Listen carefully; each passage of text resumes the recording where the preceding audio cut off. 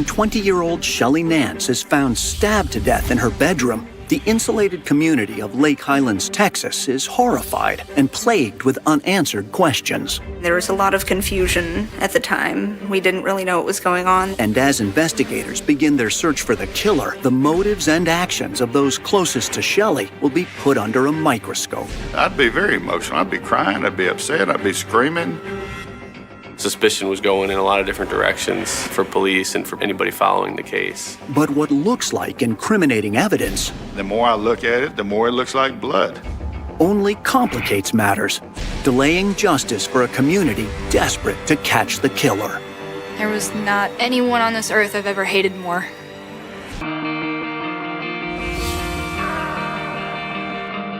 Just beyond the billion-dollar skyline and football-crazed persona of Dallas, Texas, lies Lake Highlands, a cozy community known for its older neighborhoods and conservative family values.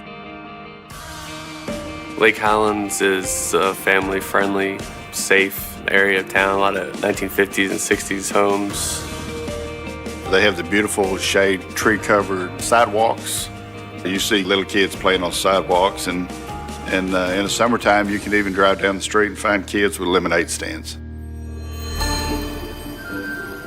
It's a community that appeals to a new generation of up-and-coming professionals and is also home to the Art Institute of Dallas. The Art Institute of Dallas has a good reputation as a quality art school. It's in a very nice part of town. It's a place that people all over Dallas could identify. There, Shelley Nance, a 20-year-old sophomore with small-town roots and big-time dreams, is studying to become an animator. The youngest of 3 girls, Shelley has a special talent.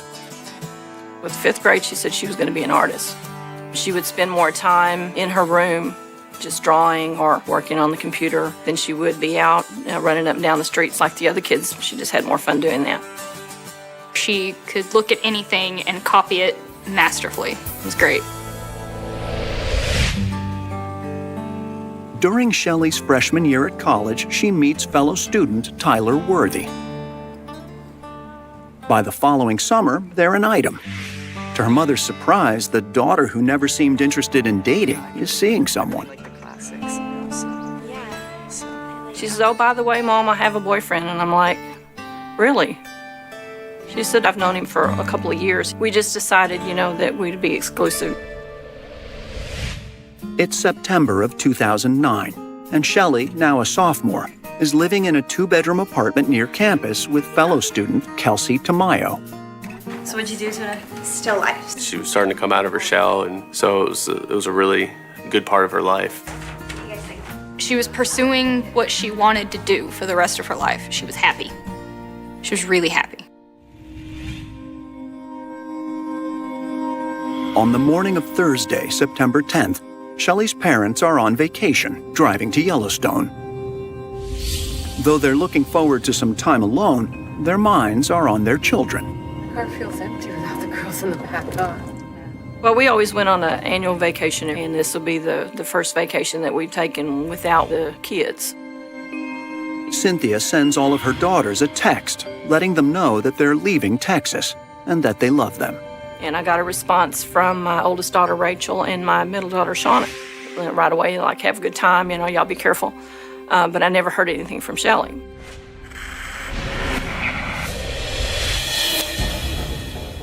As the hours pass with no word from Shelley, Cynthia starts to wonder if everything's okay. It's not like her. She wasn't one that didn't respond normally. If she got a message, she would get back with you as quickly as she could. But I wasn't getting anything like that this time. Do you think I should call someone? Like who? With no contact number for calling her roommate, Kelsey, the Nances do the next best thing.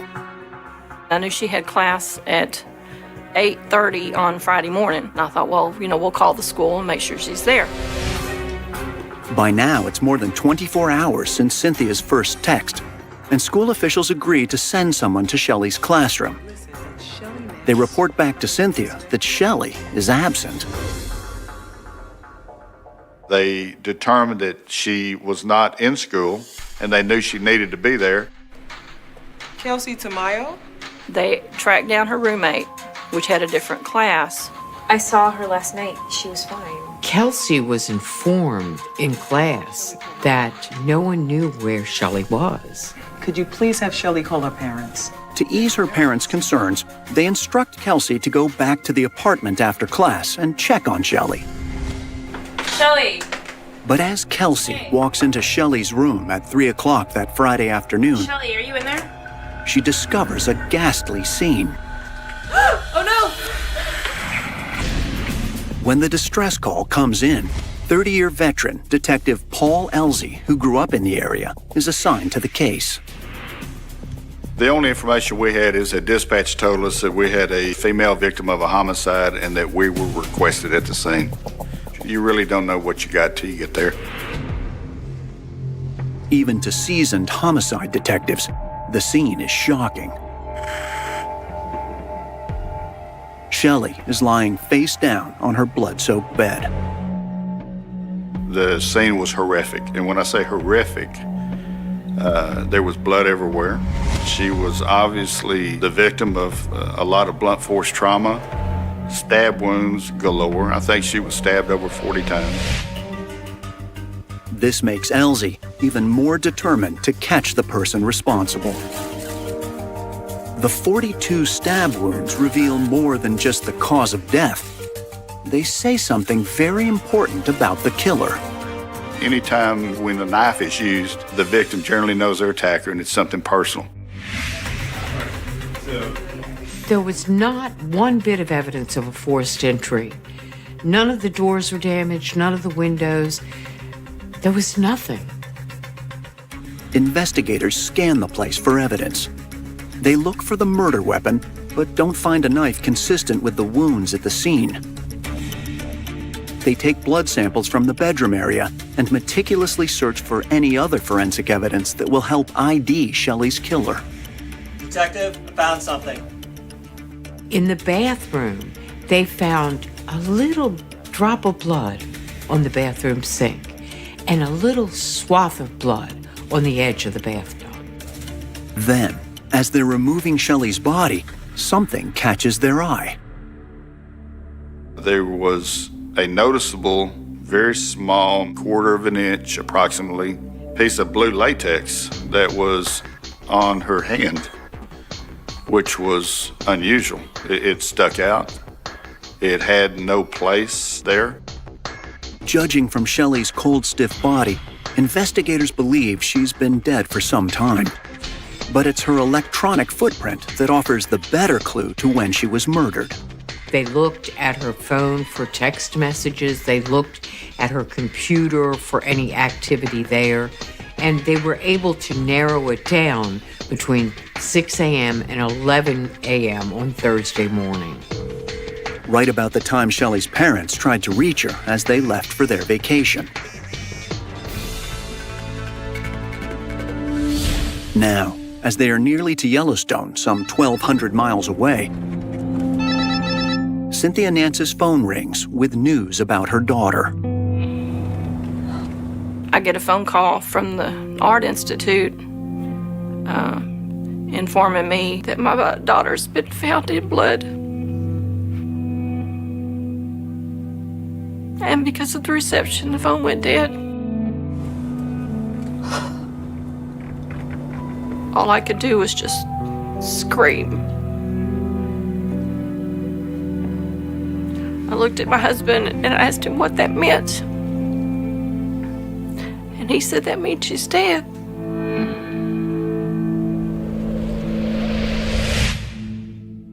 And then you have 100 things running through your mind, you know. Who could have done this? What did they do? Why would they hurt Shelley? As the Nances make the long drive to Lake Highlands, detectives are wondering the same thing. They turn their attention to Shelley's roommate, Kelsey. Excuse me, miss, I was wondering if I could just take a few minutes of your time and ask you a few questions. Sure. Kelsey at that time is the closest person to her, so we have to run a timeline on her, check her alibis, see if there's history between the two, and see if she has a motive to do such a thing. There were questions there too about how could you live with somebody in the same apartment and not know that they'd been murdered in their room for such a long period of time. They take Kelsey to the police station for questioning. She very calmly tells detectives how she found Shelley. She was dead. I came straight to the apartment. I checked on her and she's dead. And she's covered in blood. And that was it. As Kelsey methodically relates her story, Detective Elsie is baffled by her lack of emotion. She didn't strike me as a person who found their roommate in that condition, who visually observed that horrific crime. I mean, I'd be very emotional. I'd be crying, I'd be upset, I'd be screaming. Stranger still is Kelsey's claim that she was in the apartment for 24 hours without noticing there was a dead body just a room away. In fact, she claims she regularly goes more than a day or two without seeing Shelley. You're telling me that it's not unusual for you to go 3 days without hearing a peep from her. That's not unusual? No, not between us. I know it sounds so weird, but that Sounds very weird. Because she's told she and I lived in that apartment. Elsie has his doubts, which is why he next shows Kelsey something found in the apartment that would be nearly impossible for her to overlook.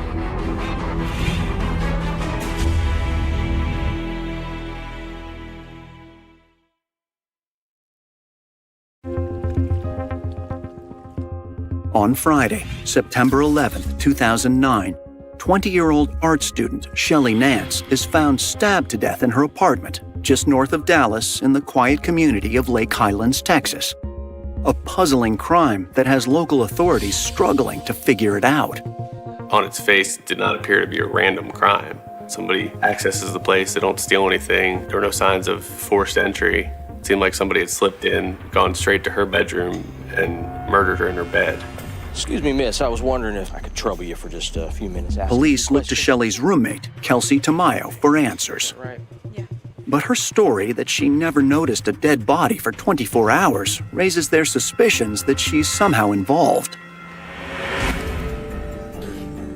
Detective Paul Elsie confronts her with a glaring fact. There's blood all over the apartment, in plain view.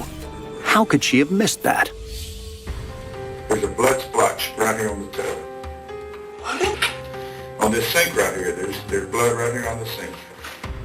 There's blood in the kitchen. You'd almost have to walk around the apartment blind and not see nothing.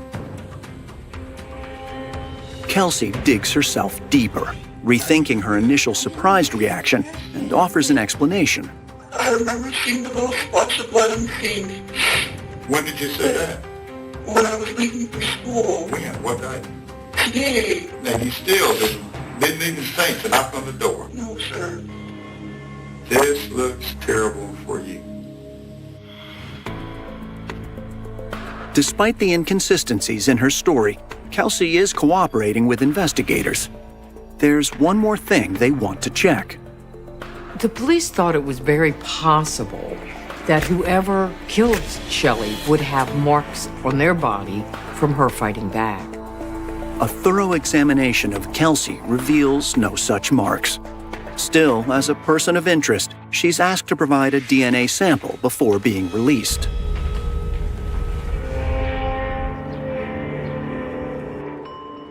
Hours after the discovery of Shelley's body, the horrifying news begins to spread across the Lake Highlands community.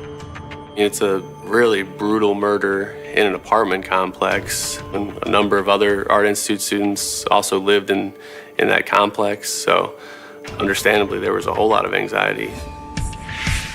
It hits home hardest with the friends who grew up with Shelley and never lost touch. Well, I just got a call. Shelley's dead. And I was immediately on the ground in tears.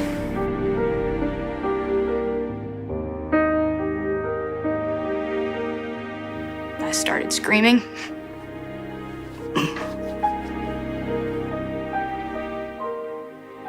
I sat there until I could calm down. Took a long time.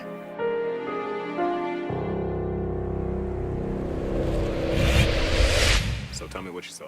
As the community struggles to come to terms with what's happened, investigators move on to the next person closest to Shelley, her boyfriend, Tyler Worthy.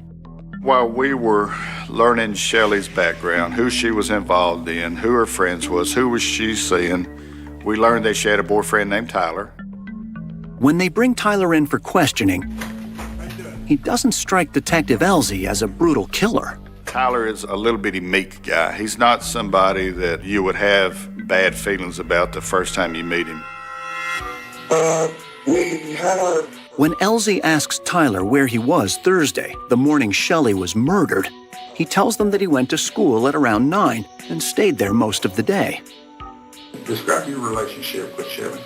We spent a lot of time together, but we were never really intimate physically. Never been intimate? Never. No fooling around, no touching, no nothing. Why? Could their lack of intimacy be a factor? But before Elsie continues, he notices marks on Tyler's body that belie his gentle personality. And you get these scrapes right here and scratches. Oh, I used to scratch myself. I asked him about it, and he just said he scratched himself. He's a nervous kind of guy. With this startling revelation, Elsie bears down on Tyler, and he doesn't hold back. I dug into him as hard or harder than I did with Kelsey. I didn't mix any words with him. You never killed that girl. You killed that girl. I don't know why. But you need to tell me what happened. After hours of questioning, Tyler, like Kelsey, maintains his innocence. I did not kill Shelley. I worked for 2 months to do something like that. He also gives police his DNA and consents to a search of his residence.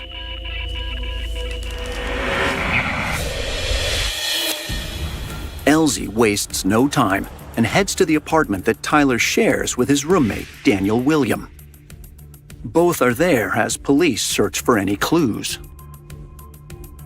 We go to Tyler's room and we start looking around, and Detective, we got something here.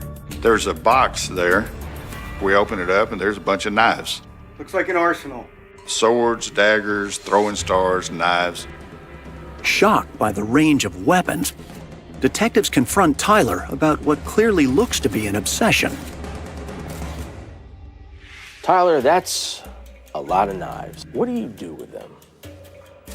He gives us his explanation for having it, that he's just a collector and he likes junk like that. You do know your girlfriend was brutally murdered with a knife. This don't look good. And then I walked into a bathroom. What Elsie finds next stops him in his tracks. I see a plastic baggie laying on the sink, and I'm looking at it, and there's what looks like a couple of hairs on it and a little swatch of something red. And I look at it closer, and the more I look at it, the more it looks like blood.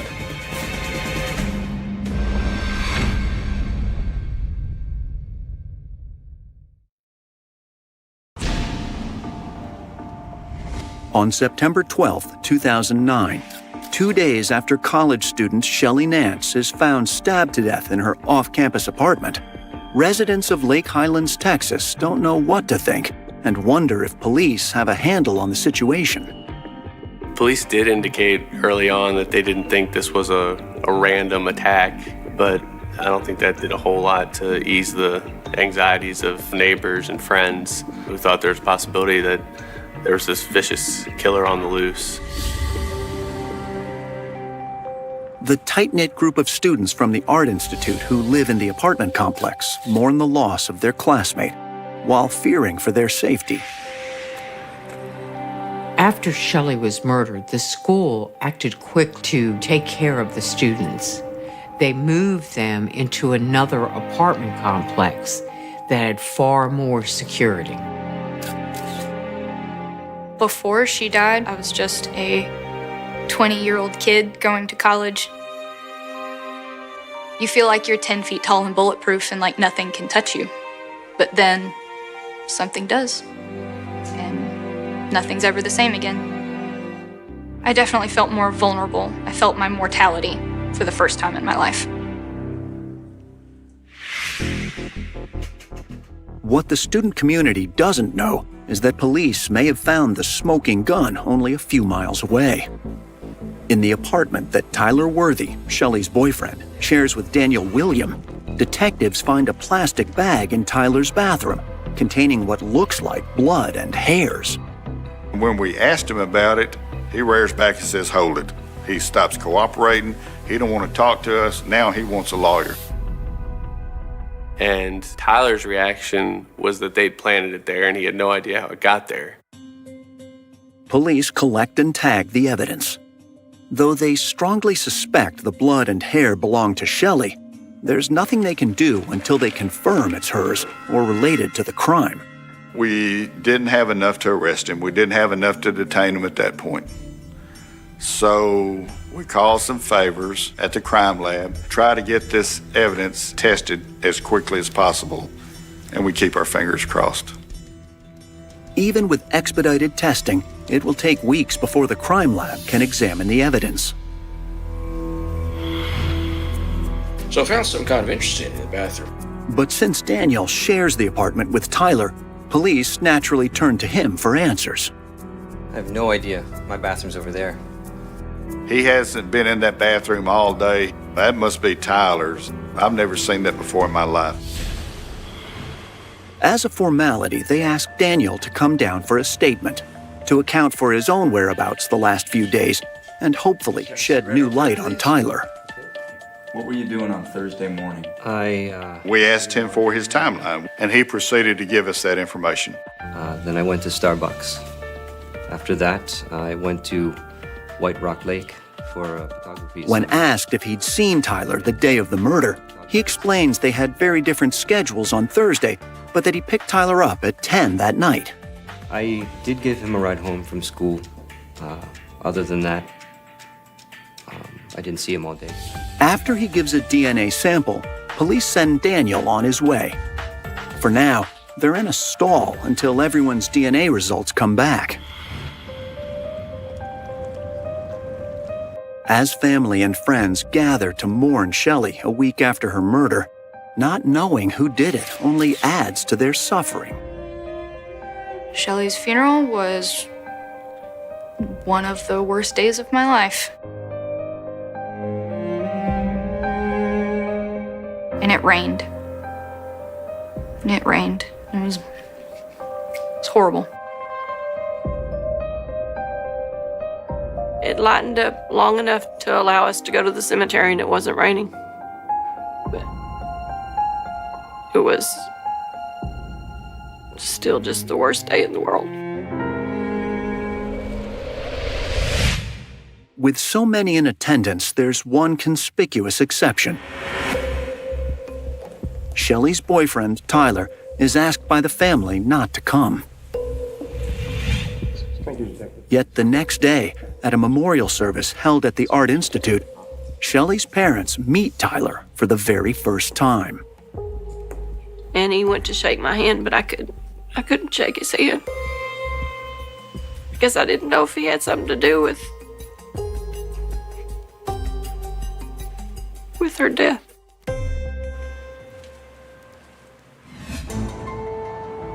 Back in Lake Highlands, investigators have similar suspicions. And they just may prove to be accurate, as the forensic results come in from the hair and blood found in Tyler's apartment. The blood on the baggie and those hairs on the baggie was scientifically matched by DNA to belong to Shelley Nance. The finding points the finger squarely at Tyler. Things is really going in the right direction. We're feeling good about it. That was really the key piece of physical evidence that linked Tyler to the case because it had hair and blood that was linked to Shelley Nance. It also completely clears Shelley's roommate, Kelsey Tamayo, whose alibi is standing up. We was able to determine a time frame of when this crime was committed. And when we checked her time frame and her alibi, that she was at school. She can't be at two places at once. But that's not all. There's one other revelation in the lab report regarding the mystery item found at the crime scene. The piece of rubbery material that was on Shelley's hand was most likely from a non-latex surgical glove. The discovery suggests that Shelley's murder wasn't just an impulsive act of violence. It was calculated and required planning. That starts a whole new investigation in its own.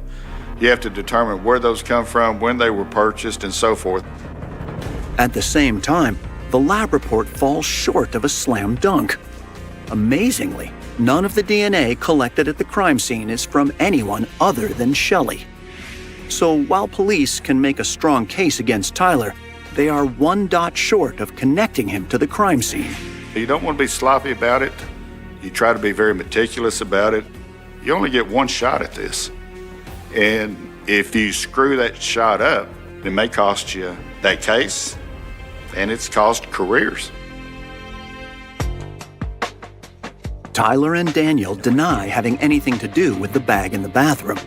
But when police circle back and ask if anyone else had access to their apartment, Daniel gives them a name. We learned that Daniel and Tyler had another roommate named Isaac. Daniel said Isaac still had a key. Investigators learn Isaac moved out before the murder, and as they pry further, Daniel blurts out a curious detail. Isaac has a history with Shelley. Daniel said, well, he had a crush on Shelley, a major crush.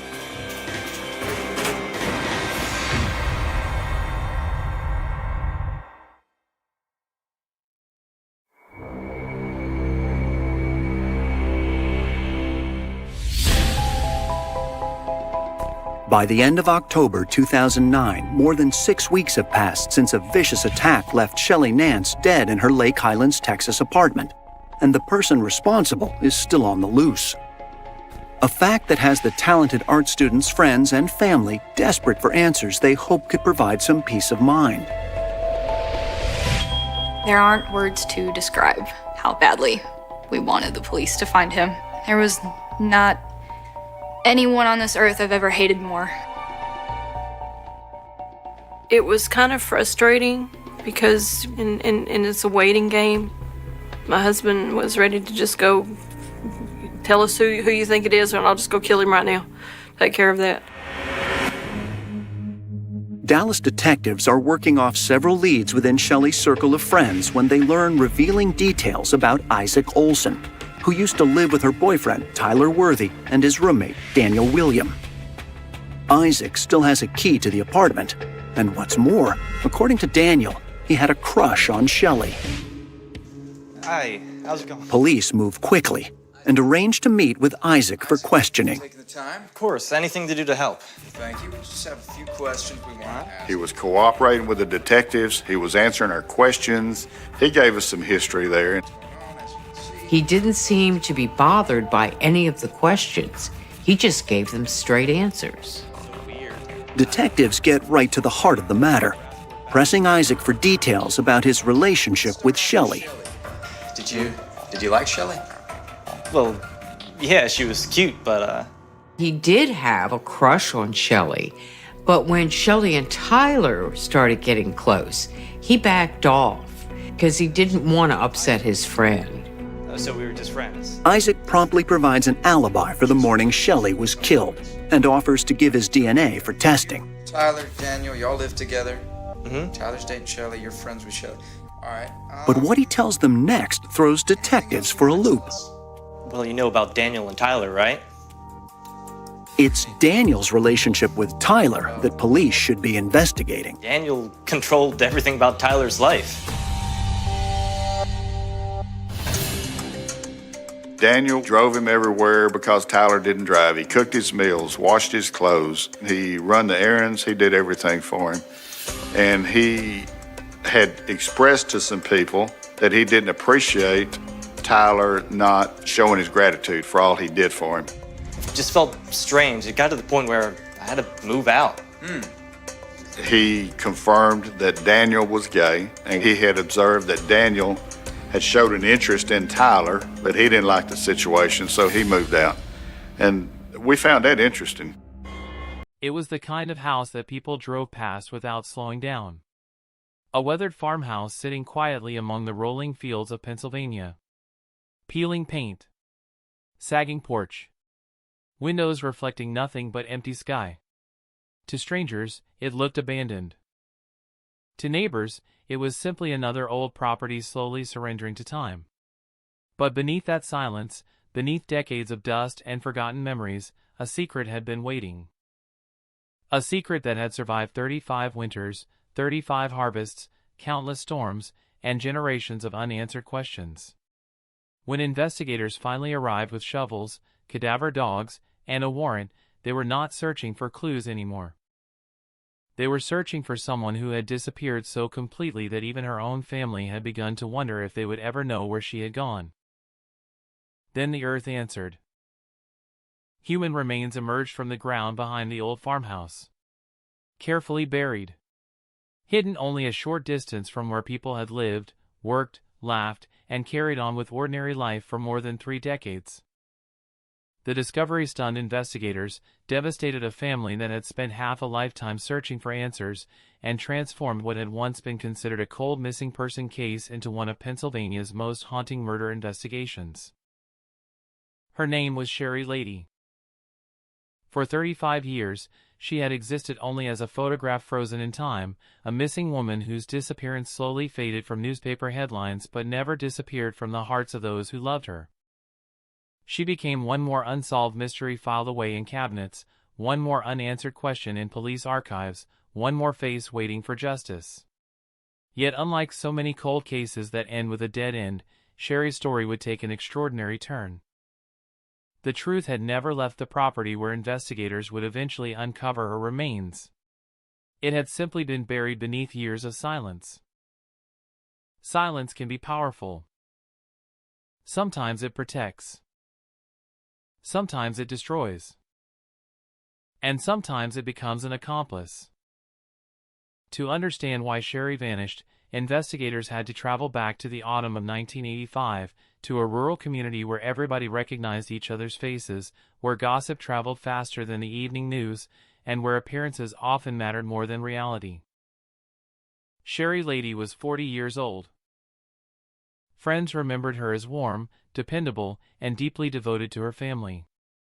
She wasn't the kind of person who disappeared without telling someone. She had responsibilities. She had people who depended on her. Her routines were predictable, almost comforting in their consistency. She lived a quiet life in Blair County, Pennsylvania, surrounded by familiar roads and familiar faces. Yet beneath the surface, her marriage was deteriorating. Like many troubled relationships, the cracks were not always visible to outsiders. Neighbors saw a husband and wife. Family gatherings continued. Conversations remained polite.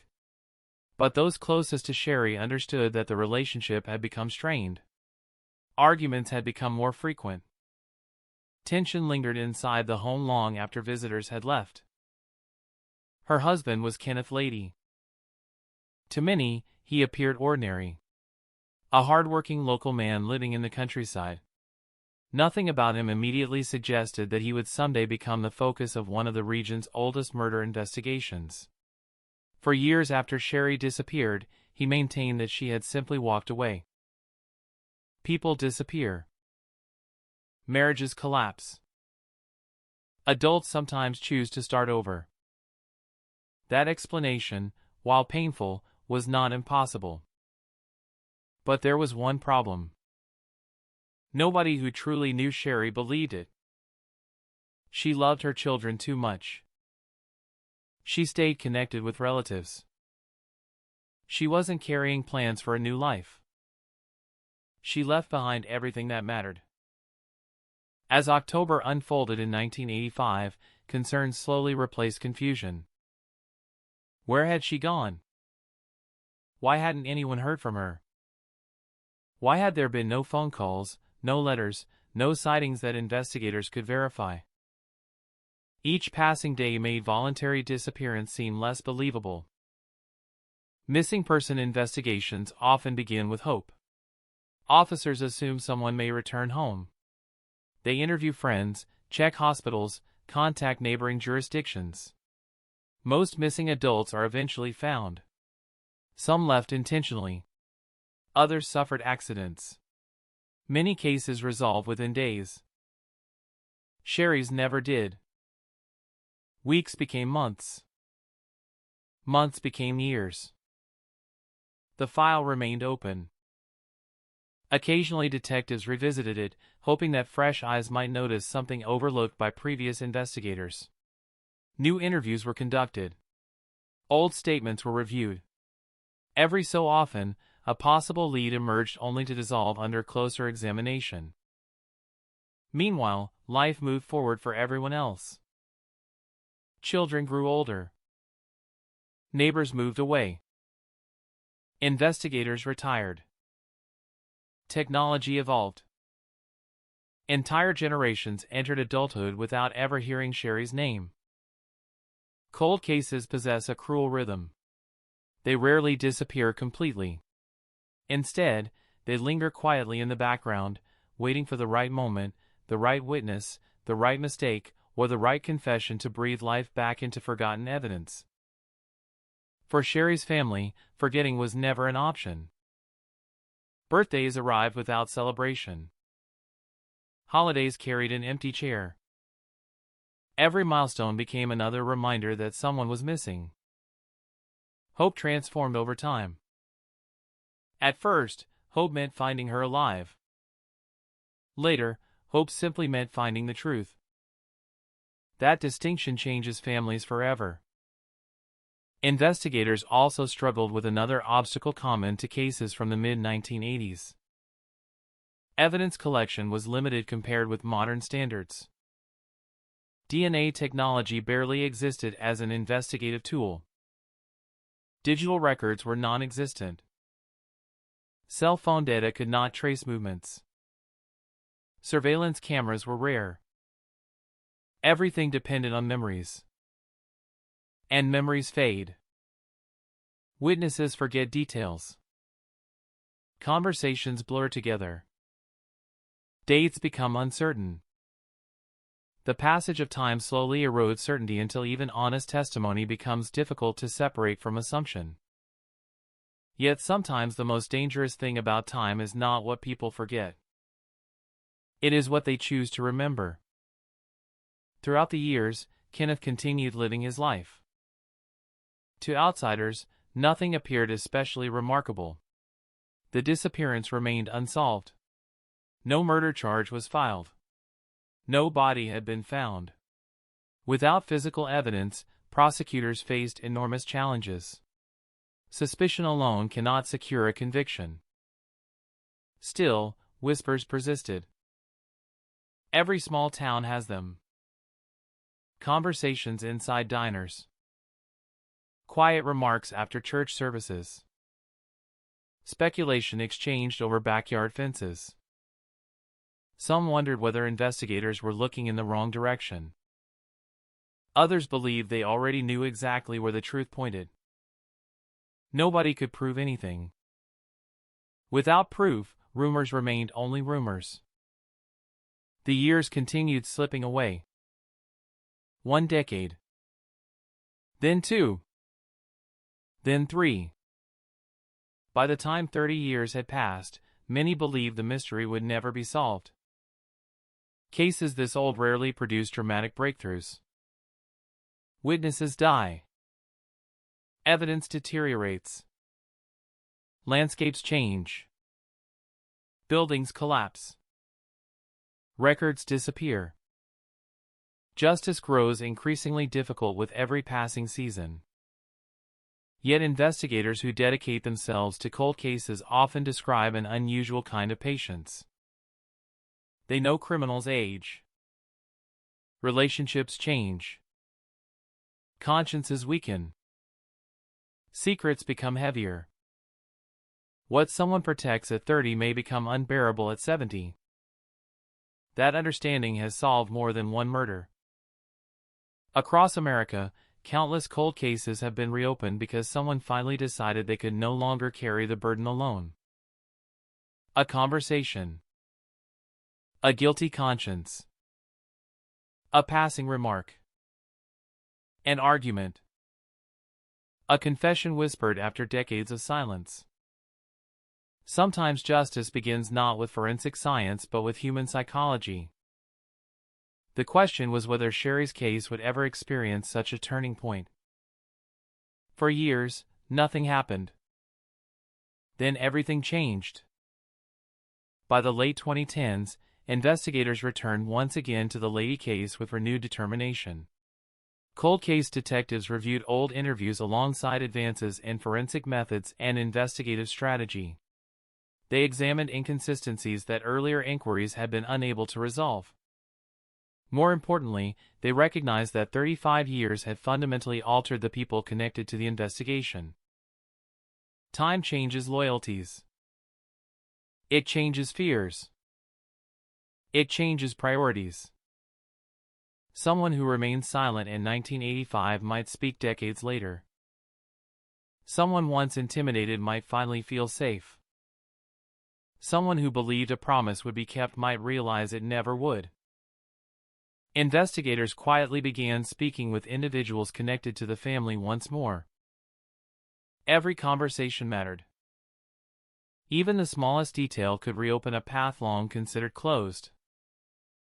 Unlike dramatic television crime shows, real investigations rarely explode into action overnight. They advance one careful interview at a time. One document at a time. One contradiction at a time. Detectives compare statements separated by decades, searching for tiny shifts in language. They notice what has changed. They notice what has remained exactly the same. Sometimes consistency indicates honesty. Other times, rehearsed stories remain unchanged because they were practiced for years. Every answer creates another question. Every omission becomes significant. Eventually, investigators developed enough confidence to focus their attention on a particular property. Not because they stumbled across it by accident. Not because new technology suddenly revealed hidden graves. Because years of investigative work had slowly narrowed the possibilities until one location demanded answers. The farmhouse. Weathered by time. Surrounded by open land. A place that had witnessed every season since Sherry disappeared. Search warrants are not issued lightly, especially in cases decades old. Detectives must convince judges that probable cause exists, that evidence may still remain despite the passage of time. Every sentence inside those legal documents carries enormous weight because failure means another opportunity lost forever. Approval came. The search began. Neighbors watched from a distance as law enforcement vehicles rolled onto the property.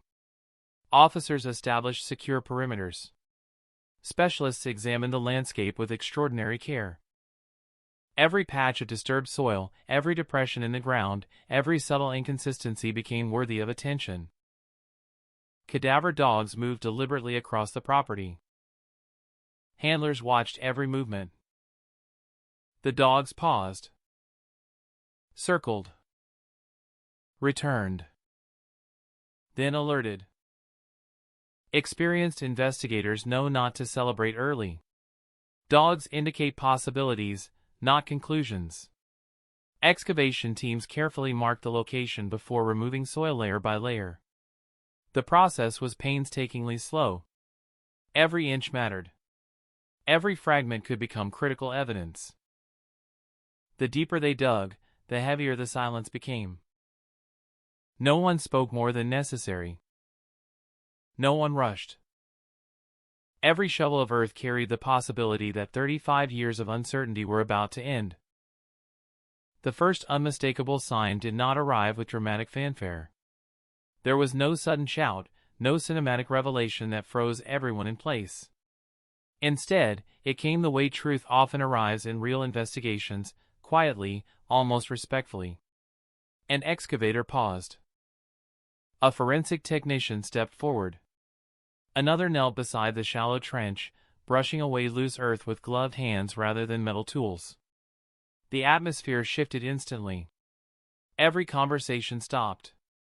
Every movement slowed. The ground had begun to reveal what it had protected for 35 years.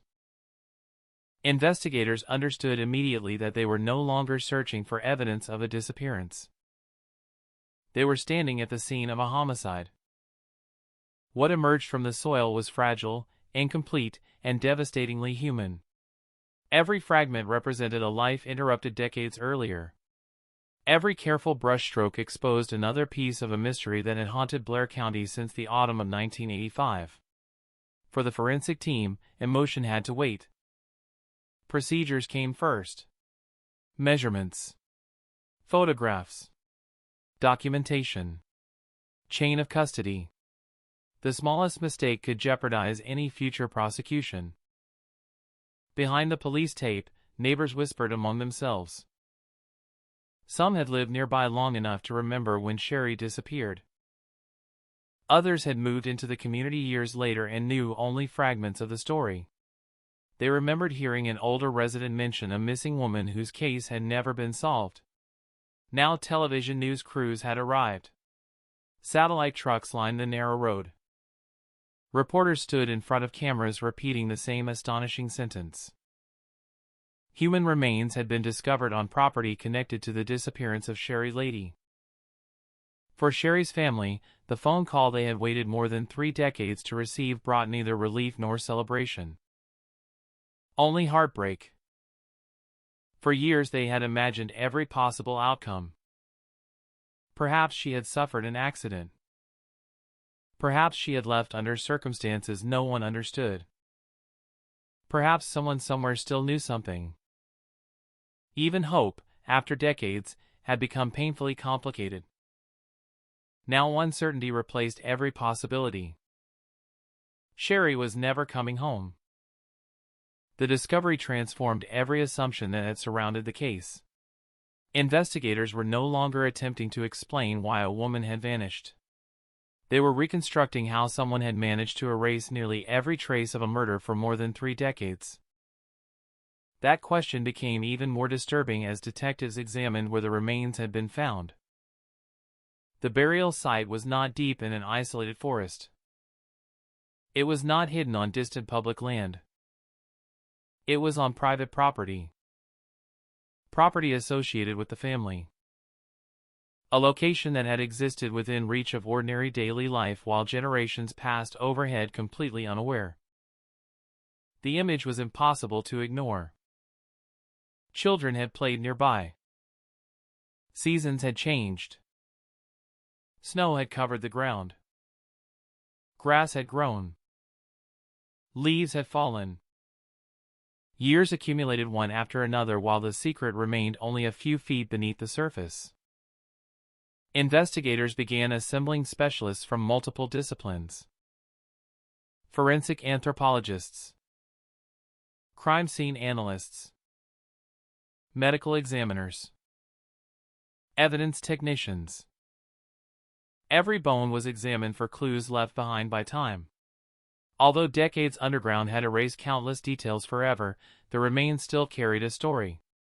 Trauma patterns, burial position, preservation, soil composition. Every observation helped investigators reconstruct events that had unfolded 35 years earlier. Cold case investigations demand extraordinary patience because the evidence rarely speaks clearly. Instead, it whispers. Tiny inconsistencies become significant. Ordinary details become extraordinary.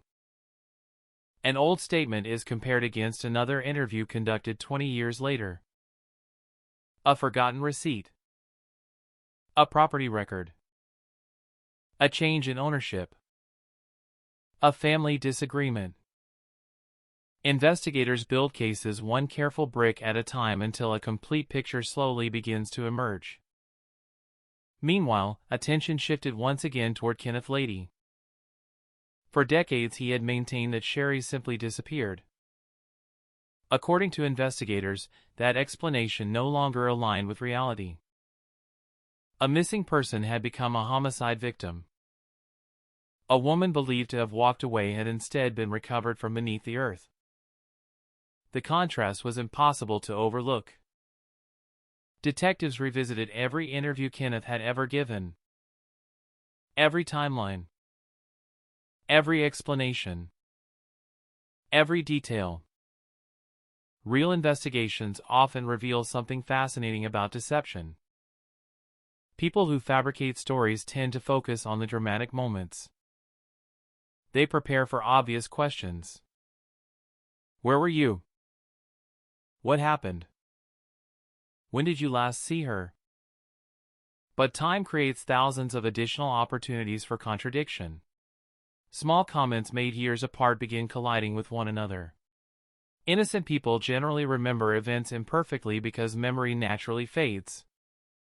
Fabricated accounts, however, often remain strangely fixed, as though preserved exactly as rehearsed. Investigators understood that 35 years had provided an enormous archive of statements to examine. Every interview conducted since 1985 could now be analyzed through an entirely different lens. And this time they possessed something they had never possessed before. A crime scene. The discovery behind the farmhouse fundamentally altered the legal landscape. Without a body, prosecutors had faced nearly impossible obstacles.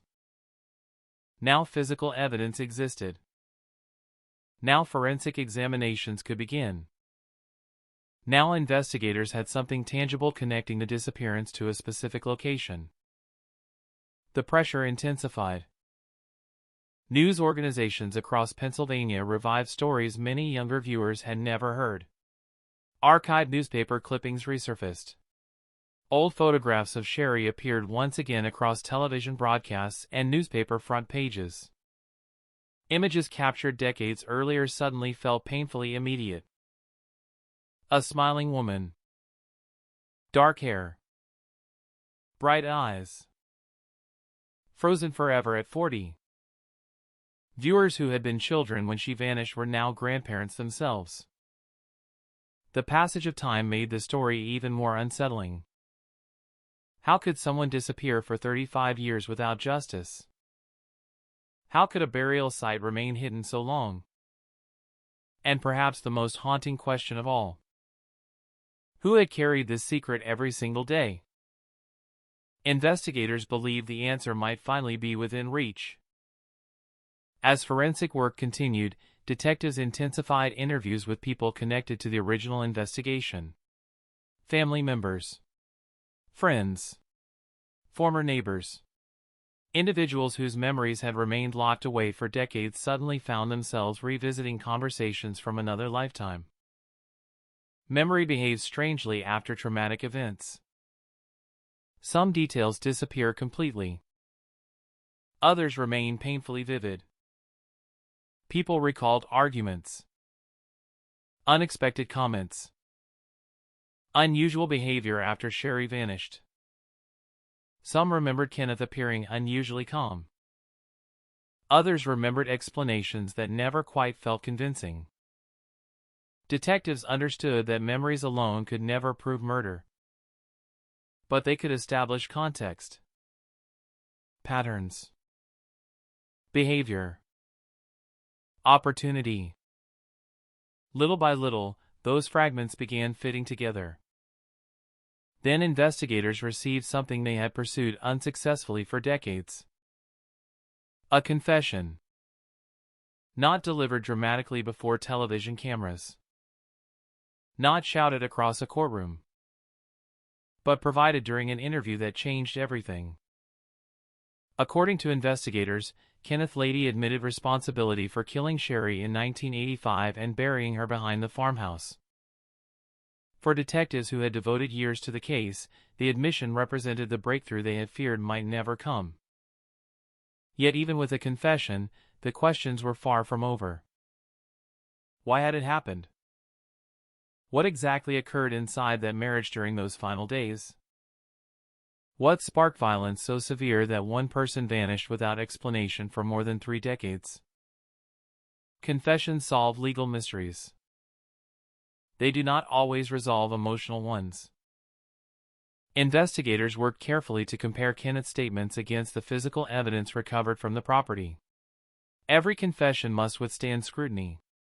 Detectives seek corroboration because truthful admissions often contain details only the perpetrator could know. The burial location. The sequence of events. Information never released publicly. Independent evidence becomes the foundation supporting every statement. As details slowly emerged, the picture remained heartbreaking in its simplicity. This was not a crime committed by a stranger passing through town. Not a serial predator. Not random violence. According to investigators, the danger had existed inside the victim's own home. The realization struck the community with unusual force. People often imagine murder as something spectacular.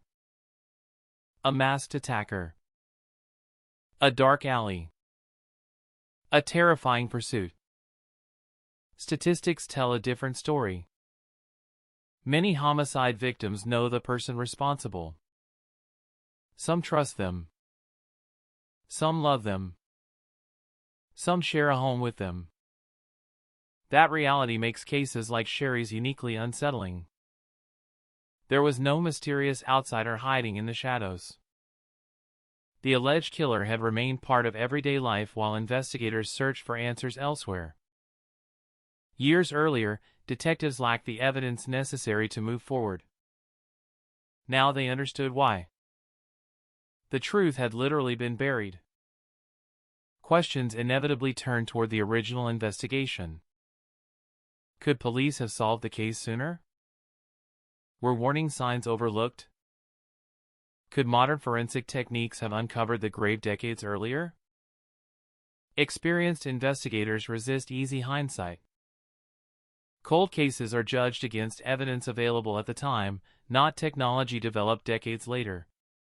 In 1985, resources differed dramatically. Missing adults frequently presented difficult investigative challenges, especially when no body, eyewitnesses, or forensic evidence established that a homicide had even occurred. Still, the emotional weight remained. 35 years. Children became adults without knowing what happened to their mother. Family members died before learning the truth. Every Christmas passed beneath the shadow of uncertainty. Every anniversary reopened old wounds. Justice delayed cannot restore stolen decades. It can only acknowledge them. As prosecutors prepared their case, another harsh reality emerged.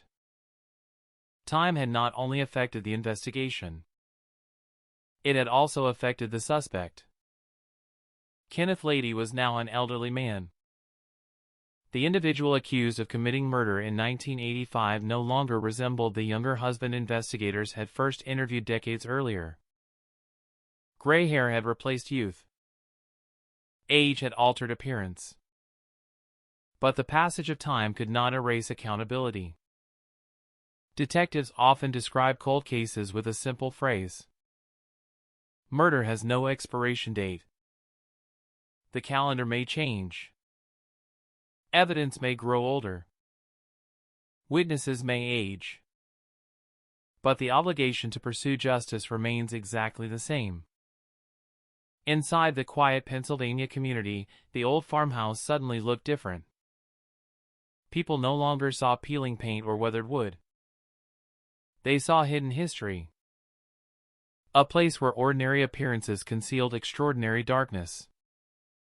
The fields surrounding the property appeared peaceful, almost beautiful beneath the changing seasons. Yet beauty can be deceptive. For 35 years, every sunrise illuminated ground that concealed one family's worst nightmare.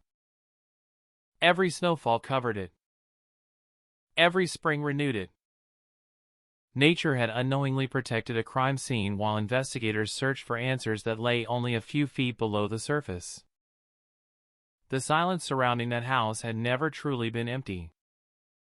It had simply been waiting for someone willing to dig deep enough to hear what the earth had been trying to say all along.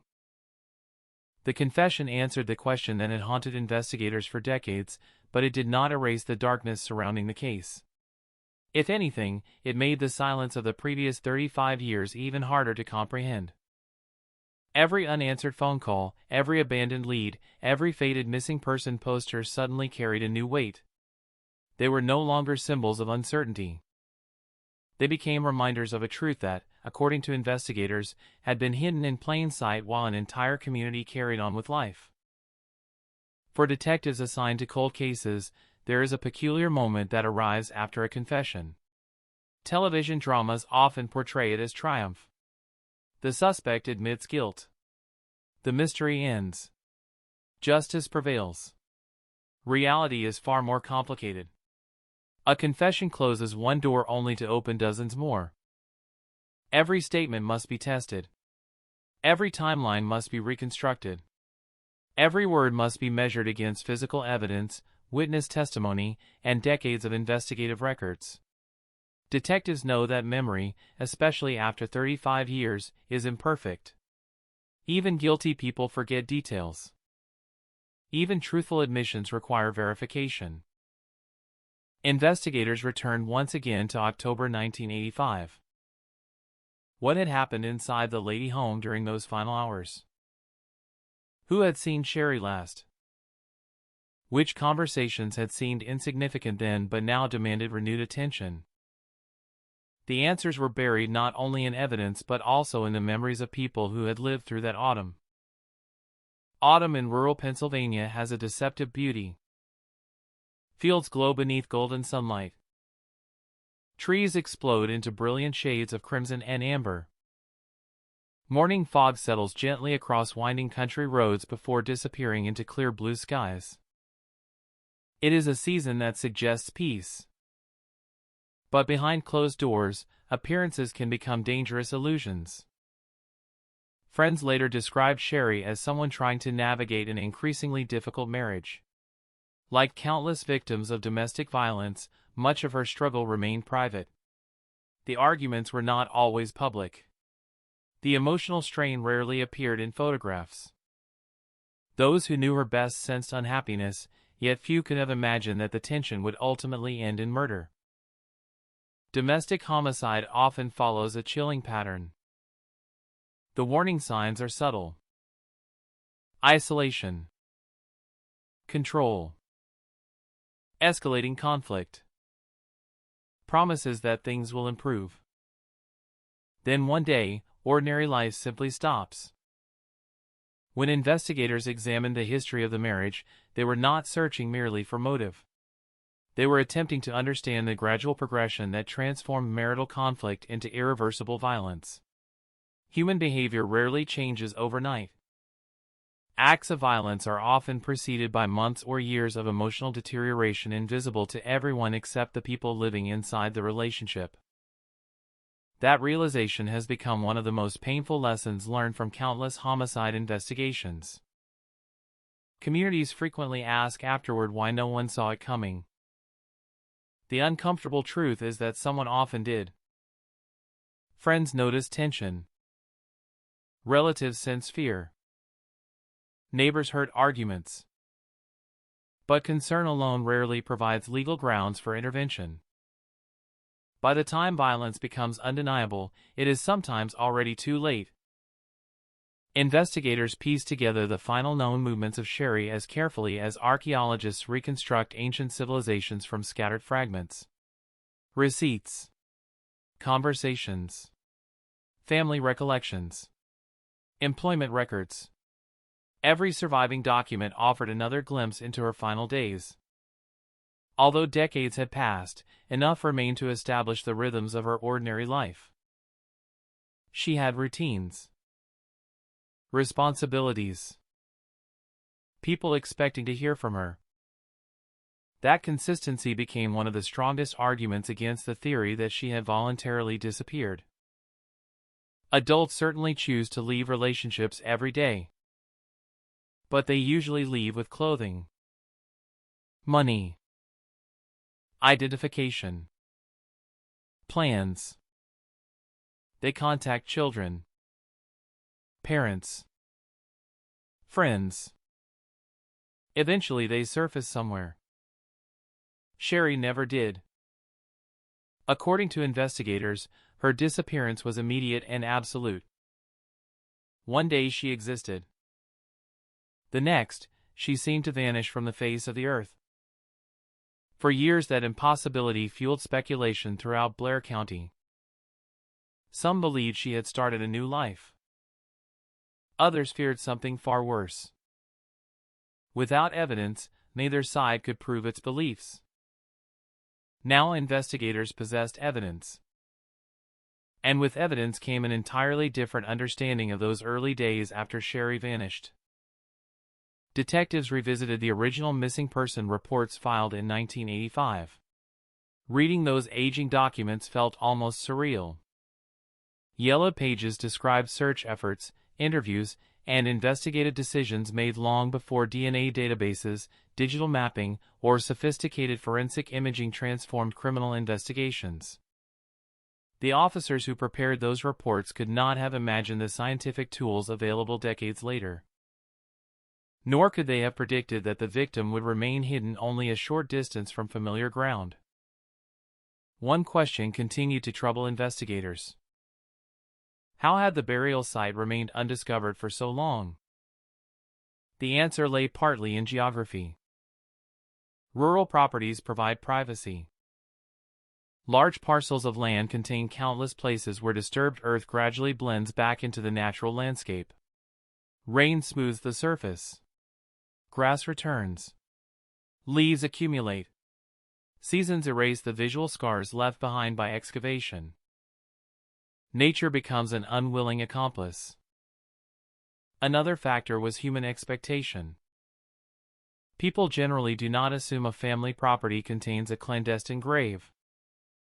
Searches focus on forests, roadways, rivers, abandoned structures.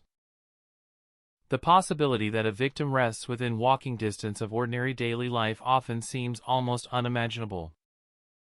Yet history has demonstrated otherwise. Across numerous homicide investigations, victims have been recovered from backyards, crawl spaces, garages, wells, gardens, and farmland.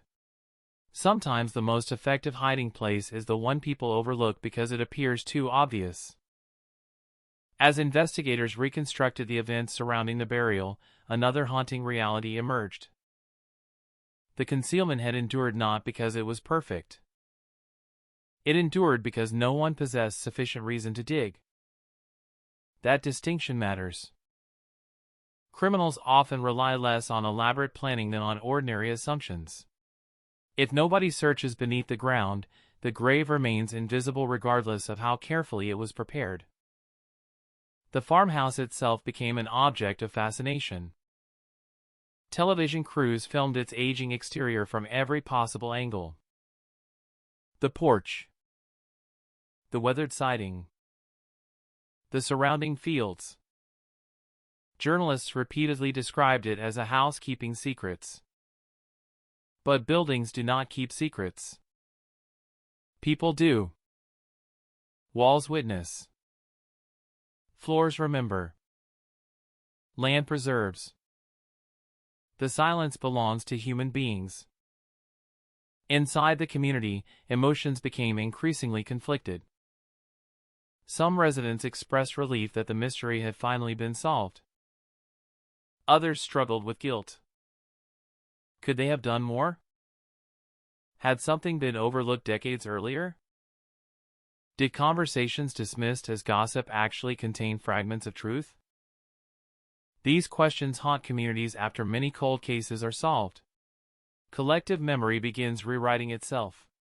Events once considered ordinary suddenly appear suspicious through the lens of hindsight. Psychologists describe this as retrospective certainty. Once people know the outcome, warning signs seem obvious. Before the outcome, they rarely are. Investigators urge the public to resist simplistic conclusions. The evidence available in 1985 differed dramatically from the evidence available now. Without a body, prosecutors lacked proof that a homicide had even occurred. Without forensic confirmation, suspicion remained legally insufficient. The discovery of Sherry's remains fundamentally changed that equation. Forensic anthropologists continued examining every recoverable fragment. Time had erased many answers forever. Soft tissue had long since disappeared. Environmental conditions had altered evidence. Small animals and natural processes had affected the burial site over decades. Even so, bones often preserve remarkable information. Fracture patterns, healing injuries, age, sex, approximate stature. Each observation narrowed uncertainty. Every scientific finding strengthened the investigative timeline. Meanwhile, prosecutors faced their own extraordinary challenge. Building a homicide case 35 years after the crime requires more than proving someone died. It requires proving criminal responsibility beyond reasonable doubt despite decades of missing evidence. Witnesses may have died. Documents may have vanished. Physical exhibits collected in the 1980s may no longer exist. Investigators therefore relied upon an intricate combination of forensic findings, historical records, interviews, and, according to authorities, Kennett's own admission. Each element supported the others. No single piece stood alone. This layered approach has become the hallmark of successful cold case prosecutions. One witness rarely solves a decades-old murder. Neither does one laboratory test. Instead, investigators weave together hundreds of independent facts until alternative explanations collapse beneath their combined weight. For Sherry's children, however, the legal process represented only one part of a much larger emotional journey. They had lived most of their adult lives with uncertainty. Children of missing persons occupy a uniquely painful space. Without confirmation of death, grief never reaches completion. Hope refuses to disappear completely. Every unidentified body reported in another state. Every anonymous phone call. Every rumor. Every possible sighting reopens wounds that never fully heal. Families often describe this condition as living in suspended reality. Neither mourning nor healing feels possible because the story lacks an ending. Finding Sherry ended that uncertainty. But certainty itself carried unbearable sorrow. The discovery confirmed what many had feared for decades. Their mother had not abandoned them. She had been taken from them. That distinction reshaped an entire lifetime of unanswered questions. Investigators later emphasized another important lesson emerging from the case. Time does not necessarily weaken justice. In some situations, it strengthens it. Relationships evolve. Witnesses reconsider earlier loyalties. Scientific techniques improve. Individuals once protected by silence may eventually find themselves isolated. The passage of decades changes the balance between fear and conscience. Cold case detectives have seen this transformation repeatedly. Secrets become exhausting. Maintaining deception year after year demands constant vigilance. Every anniversary. Every news article. Every unexpected knock at the door. Every police interview. The burden accumulates. Eventually, some individuals decide that carrying the truth has become heavier than revealing it. Whether motivated by remorse, circumstance, or simple exhaustion, delayed confessions have solved numerous homicide investigations once considered impossible. Yet even after investigators announced the breakthrough, one haunting image refused to leave public imagination. 35 years. More than 12,000 days. Through every sunrise and every snowfall, the answer had rested beneath a quiet stretch of Pennsylvania soil, waiting for the moment when persistence, science, and the slow erosion of silence would finally converge. The farmhouse no longer looked abandoned. It looked like a monument. Not to the crime itself, but to the extraordinary persistence required to uncover a truth that time had done everything possible to conceal. The farmhouse remained standing long after investigators packed away their equipment. The yellow evidence markers disappeared. The police tape was removed. News vans drifted toward the next breaking story. Yet for the people who had watched the excavation unfold, the property would never again be just another aging house along a quiet Pennsylvania road. Every weathered board, every patch of earth, every rusted fence post seemed to carry the weight of a secret that had outlived an entire generation. Cold cases have a peculiar way of reshaping landscapes. A bridge becomes more than a bridge. A forest becomes more than a forest. A home becomes more than a home.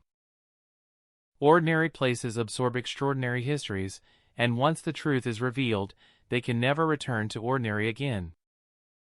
Investigators now faced a different challenge. Finding Sherry had answered the most painful question, where she was, but countless details surrounding her death remained locked inside the past. 35 years had erased conversations forever. Witnesses had died. Memories had faded. Physical evidence that might have existed inside the house in 1985 had long since disappeared. Time is relentless. It preserves almost nothing. Every passing year strips away fingerprints, destroys biological traces, weakens recollections, and scatters witnesses across the country.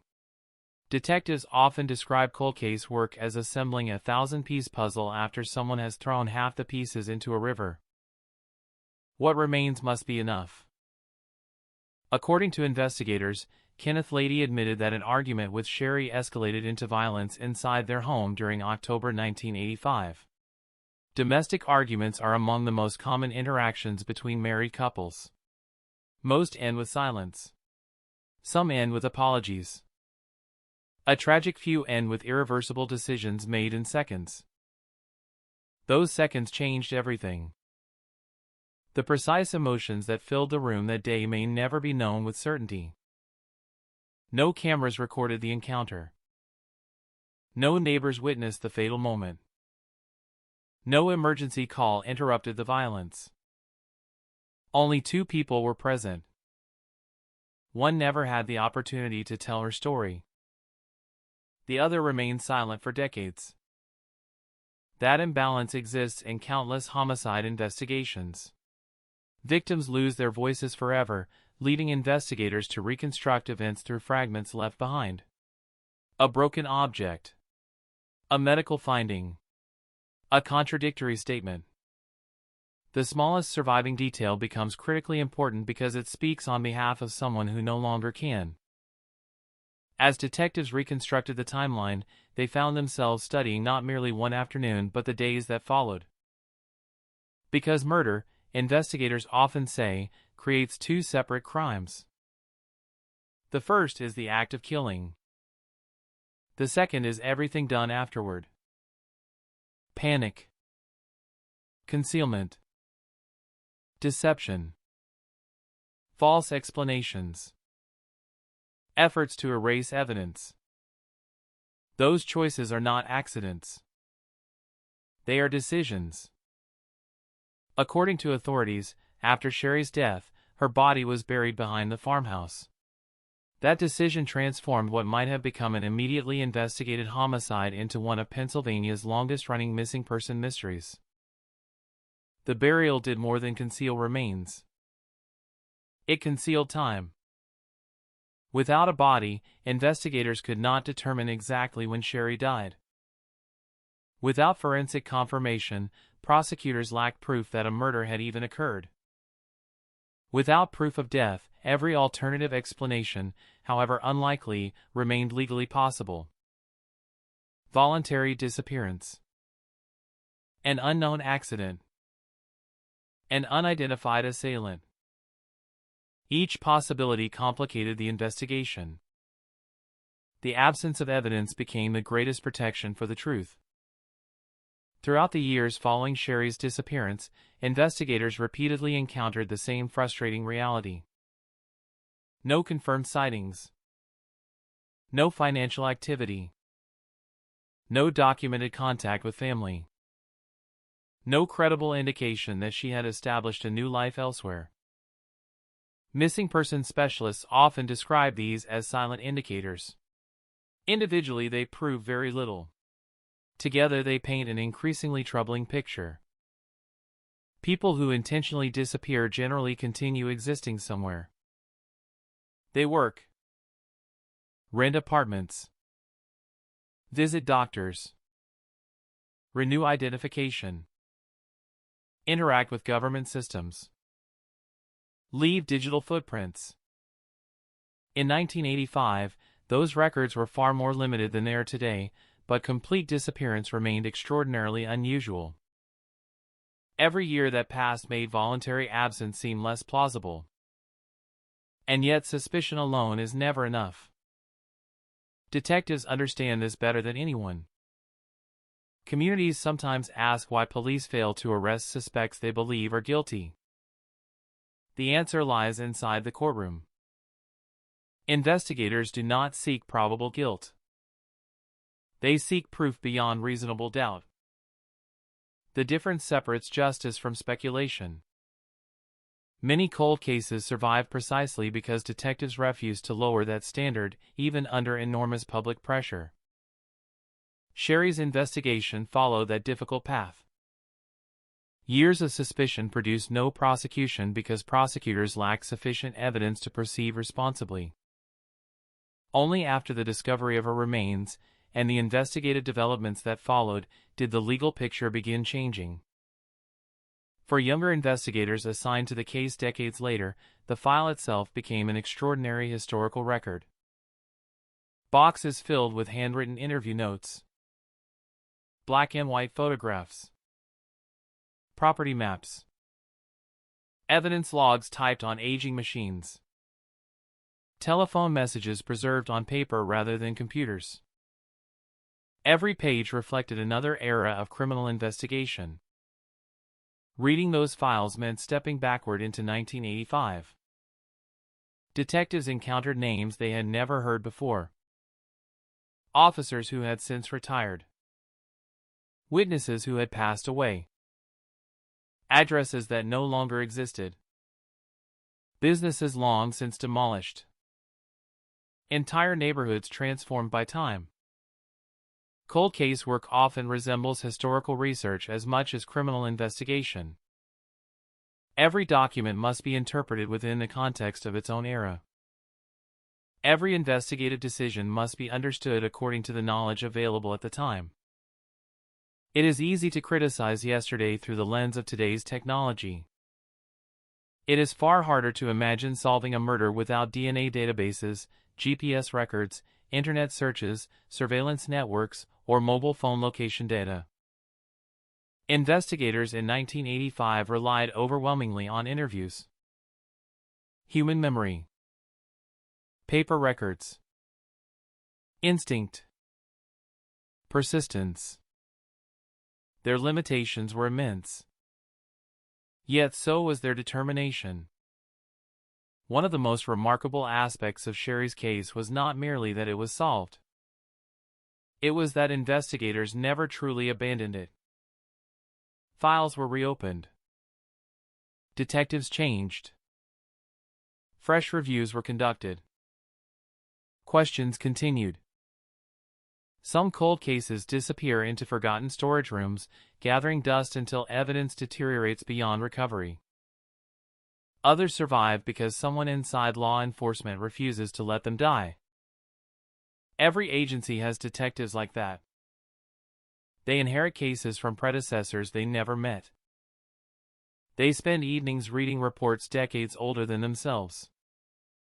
They notice inconsistencies overlooked by others. Sometimes they succeed. Sometimes they don't. But persistence itself becomes a form of justice. For Sherry's family, that persistence mattered more than they could ever fully express. Imagine spending 35 years answering the same painful question. Any news? No. Year after year. Birthday after birthday. Holiday after holiday. The uncertainty becomes part of everyday life. Children grow accustomed to explaining why their mother is missing. Friends eventually stop asking because they assume the answer will never change. Society quietly moves on. Families cannot. Missing persons occupy a unique space in human grief. Death allows mourning. Disappearance traps loved ones between hope and despair. Psychologists refer to this as ambiguous loss, a form of grief without resolution. There is no funeral. No confirmed final moment. No place to visit. Only questions. For decades, Sherry's family lived inside that uncertainty. The discovery behind the farmhouse ended one kind of suffering. It began another. Now they knew. Now they also knew how much time had been stolen. 35 years of birthdays. 35 years of Christmas mornings. 35 years of grandchildren growing up without hearing her voice. No criminal prosecution can restore those years. Justice measures responsibility. It cannot measure absence. As news of the case spread beyond Pennsylvania, criminal investigators across the country quietly recognized familiar themes. Domestic violence. Concealed homicide. A burial on private property. A missing person investigation lasting decades before resolution. The details differed, but the pattern echoed countless other cold cases. Experts frequently emphasize that the greatest danger facing many victims does not come from strangers lurking in darkness. It comes from violence hidden behind ordinary doors. The image conflicts with public imagination. People naturally fear unknown predators. Yet homicide statistics consistently reveal that victims often know the person responsible. Sometimes intimately. That reality makes prevention extraordinarily difficult. Warning signs become entangled with everyday family life. Arguments. Reconciliation. Stress. Financial pressure. Relationship problems. None automatically predict homicide. Yet every domestic homicide leaves investigators asking the same heartbreaking question. Could intervention have changed the outcome? Sometimes the honest answer is yes. Sometimes it is no. Sometimes no one will ever know. As prosecutors prepared their case, every surviving piece of evidence underwent renewed scrutiny. Forensic findings. Historical interviews. Property records. Confession details. Independent corroboration. The objective remained unchanged despite the extraordinary passage of time. Build a case supported by evidence rather than emotion. Public outrage may attract headlines. Evidence secures convictions. Experienced prosecutors understand that distinction better than anyone, especially when presenting a case built around events that occurred a generation earlier. Jurors would inevitably confront difficult questions. How reliable are memories after 35 years? What evidence survived? What evidence disappeared forever? How should time influence reasonable doubt? These are not simple legal questions. They strike at the heart of every cold case prosecution. Meanwhile, the farmhouse stood exactly where it always had, surrounded by fields that seemed indifferent to history. Morning sunlight still reached the porch. Rain still soaked the soil. Winter still covered the ground with snow. Nature offered no sign that beneath one quiet corner of the property, investigators had uncovered one of Pennsylvania's most enduring mysteries. The land had carried the burden in silence. Now that burden belonged to the living. To detectives determined to finish what earlier investigators had begun. To prosecutors preparing to present decades of evidence before a modern courtroom. And most of all, to a family who had finally learned where Sherry had been all those years, even as they continued searching for something far more difficult to recover than a hidden grave. They were searching for peace. Peace, however, did not arrive with the discovery of Sherry Lady's remains. It rarely does in cases like this. Television audiences often imagine that the moment a missing person is found, the suffering somehow ends. Reality is quieter, heavier, infinitely more complicated.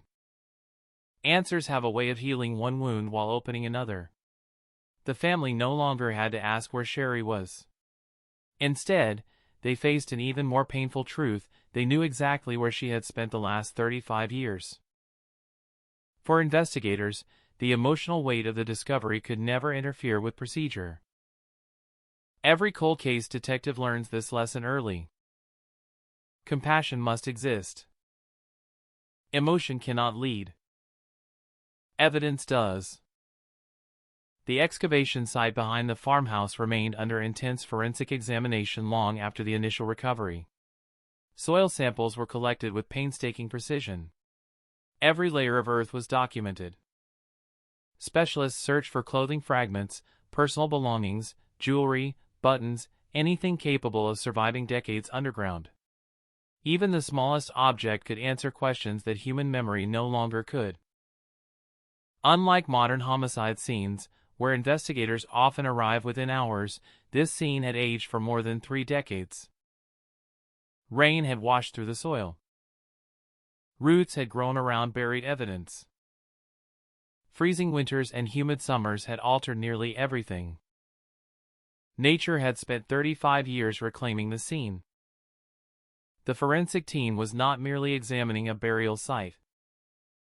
They were negotiating with time itself. Every recovered item became part of a larger narrative. Where exactly had the remains been placed? Had the grave been disturbed? Were there indications of hurried concealment or careful planning?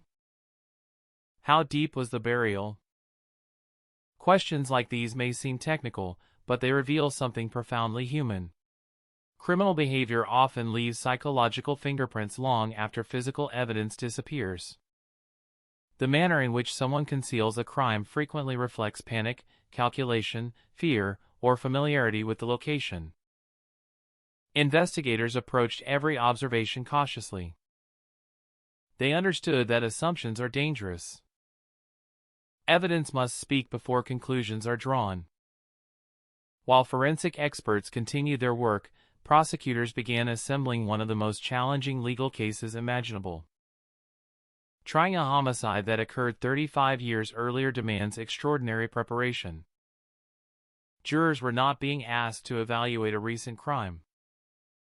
They would be evaluating events that took place before smartphones existed, before the internet shaped everyday life, before DNA evidence became a routine investigative tool. Many of the original detectives were retired. Some witnesses were elderly. Others were no longer alive. Documents had aged. Photographs had faded. Yet the central question remained timeless. What happened to Sherry Lady? The prosecution's strategy depended upon something stronger than dramatic courtroom moments. Consistency. Every surviving piece of evidence needed to reinforce every other piece. Historical interviews. Property records. Forensic findings. Witness testimony. Investigative timelines. According to authorities, Kenneth's admissions would form an important part of that framework, but experienced prosecutors know confessions alone are rarely enough. People sometimes exaggerate. Sometimes minimize. Sometimes misremember. Even truthful admissions require independent confirmation. That principle protects everyone. It protects innocent suspects from false confessions. It protects victims by ensuring convictions rest upon evidence rather than words alone. Detectives therefore scrutinize Kenneth's statements with remarkable care. Did his account align with the burial site? Did it match known timelines? Did it include details investigators had never released publicly? Those hidden details often become the strongest indicators of credibility because only the person responsible, or investigators, could know them. Meanwhile, the story spread far beyond Blair County. National news organizations revisited the extraordinary timeline. Missing in 1985. Found in 2020. 35 years beneath the ground. Headlines described it as one of Pennsylvania's oldest solved missing person mysteries. But behind every headline stood a family forced to relive decades of grief before a national audience. Media attention is a complicated reality for victims' families. Public coverage keeps investigations alive. It generates tips. It pressures authorities to continue searching. But it also reopens emotional wounds every time another article appears. Every interview requires families to revisit the worst chapter of their lives. Every television report brings strangers offering sympathy, curiosity, speculation, and sometimes judgment. For Sherry's loved ones, justice had become deeply personal long before it became public news. They remembered the woman behind the photographs. Not simply the victim. A mother. A sister. A friend. Someone who laughed. Someone who worried. Someone who made ordinary plans without knowing they would never be completed. Cold cases often reduce victims to dates. Birth. Disappearance. Discovery. Investigators work constantly to prevent that reduction. A homicide investigation begins with evidence. Justice begins with remembering the person whose life was taken. Throughout the renewed investigation, detectives repeatedly emphasized an important distinction. The discovery of remains solved one mystery. It did not answer every question. Certain details would likely remain unknowable forever. Exactly what words were exchanged during the final argument? What thoughts crossed Sherry's mind during her last moments? Did she realize the danger she faced? These questions may never receive complete answers. Some truths disappear with the people who experience them. That uncertainty frustrates investigators. It torments families. Yet accepting uncertainty is an unavoidable part of many homicide investigations. Science reconstructs events. It cannot reconstruct every emotion. As legal proceedings advanced, experts in domestic violence quietly pointed toward another lesson embedded within the case. Violence inside intimate relationships frequently escalates behind closed doors. Friends often see only fragments. Neighbors hear only muffled arguments. Family members notice tension without understanding its full extent. Many victims continue hoping circumstances will improve. Some fear leaving. Others believe promises of change.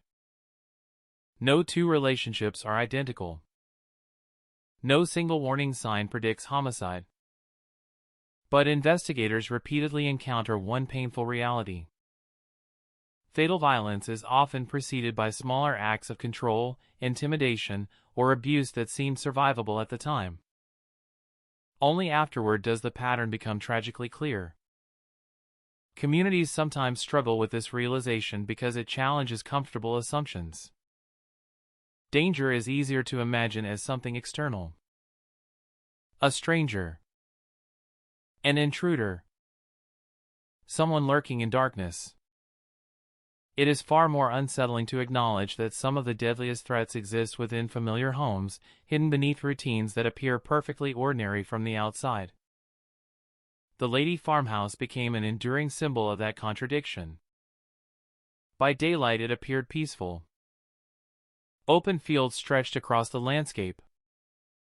Birds crossed the sky. The quiet road carried little traffic. Nothing in the scenery hinted at extraordinary violence. Yet investigators understood that crime scenes do not announce themselves. The most haunting locations often appear completely ordinary. That ordinariness can be deceptive. Years after the investigation reached its breakthrough, criminologists continue discussing the case as an example of why cold case units matter. Many law enforcement agencies once viewed decades-old investigations as impossible burdens. Resources naturally flowed toward active crimes. Fresh evidence. Living witnesses. Immediate threats. Cold cases often waited. Sometimes indefinitely. In recent decades, that philosophy has gradually changed. Improved forensic science. Digital record analysis. Behavioral interviewing. Genealogical research and other investigations. Renewed witness cooperation. All have demonstrated that time, while destructive, can also create opportunities. People age. Relationships dissolve. Fear weakens. Secrets become exhausting. Investigators no longer assume that old murders are beyond resolution. Instead, many agencies actively revisit them with fresh perspectives. Sherry's case illustrated precisely why. Nothing about the physical landscape had suddenly revealed the burial site. The breakthrough came through persistent investigative work. Patient interviews. Careful review of historical evidence. The willingness to question assumptions that have remained unchallenged for decades. Persistence solved what urgency never could. For younger detectives entering homicide units, cases like this carry an enduring lesson. Never assume silence means absence. Some victims remain hidden. Some witnesses remain afraid. Some offenders believe enough time has passed to place them beyond accountability. History repeatedly proves otherwise. Justice often moves slowly. It does not always stop. As autumn returned once again to Pennsylvania, the same countryside that had witnessed Sherry's disappearance decades earlier looked almost unchanged. The trees turned brilliant shades of red and gold. Morning mist drifted across the fields. Farmhouses stood quietly beneath wide skies. Visitors driving those roads would see little different from any other rural community. They would never know that beneath one peaceful property, investigators had uncovered the answer to a question that had haunted a family for 35 years. The landscape had forgotten nothing. It had simply waited. Waited for patient investigators. Waited for the courage to confront buried truths. Waited for a silence lasting more than 3 decades to finally give way to a voice that could no longer be ignored. And with every fact brought into the light, another realization settled over everyone connected to the case. The greatest mystery had never been how Sherry disappeared. It was how an ordinary life, in an ordinary home, on an ordinary autumn day, could vanish so completely that an entire generation grew older before the ground finally revealed what it had been hiding all along. For every investigator who has ever opened a cold case file, there comes a moment when the evidence stops feeling like paperwork and starts feeling like a conversation across time. 35 years separated the detectives working Sherry Lady's case from the officers who had first searched for her in 1985, yet the objective remained exactly the same. Find the truth. Protect the facts. Speak for someone who no longer could. The boxes containing the original investigation had become historical artifacts in their own right. Typed reports. Handwritten notes. Maps folded so many times their edges had begun to crack. Photographs carefully labeled with dates that now belonged to another generation. Each page represented hours of work by investigators who had refused to give up, even when the evidence refused to cooperate. Cold case detectives often describe these files as unfinished conversations. Someone before them had asked the right questions. They simply lacked the answers. Now, decades later, new evidence allowed those questions to be asked again. The renewed investigation did something else that many people outside law enforcement rarely consider. It forced detectives to separate memory from mythology. Over 35 years, every community builds its own version of an unsolved crime. Rumors spread. Stories evolve. Small details become exaggerated. Facts blur together with assumptions until people struggle to remember which version originated with investigators and which emerged through years of speculation. That process had unfolded in Blair County as well. Some residents believed Sherry had left voluntarily. Others insisted she had been murdered from the very beginning. Some claimed they had heard arguments shortly before her disappearance. Others remembered conversations that could no longer be verified. Investigators approached every recollection with caution. Human memory is powerful. It is not perfect. Psychological research has repeatedly shown that memories change over time. People unconsciously fill gaps. Conversations merge together. Events become associated with the wrong dates. Individuals begin remembering things they learn years later as though they witnessed them firsthand. That does not make witnesses dishonest. It makes them human. Experienced detectives understand this better than anyone. Their responsibility is not to decide whether someone is sincere. Their responsibility is to determine whether a statement can be independently verified. Verification became the foundation of every decision surrounding Sherry's case. Each witness interview was compared against historical records. Each recollection was measured against physical evidence. Each timeline was tested for consistency. The investigation moved deliberately because the stakes could not have been higher. After 35 years, mistakes would be almost impossible to correct. Meanwhile, prosecutors confronted another reality unique to cold case litigation. The passage of time benefits no one equally. Victims lose opportunities for justice. Families lose years of certainty. Evidence deteriorates.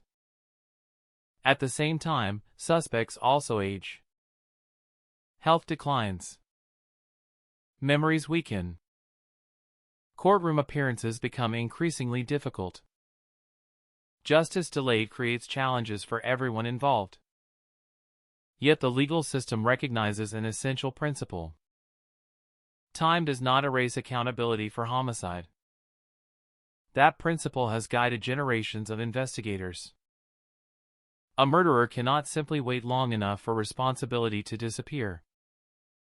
If sufficient evidence eventually emerges, prosecution remains possible regardless of how many years have passed.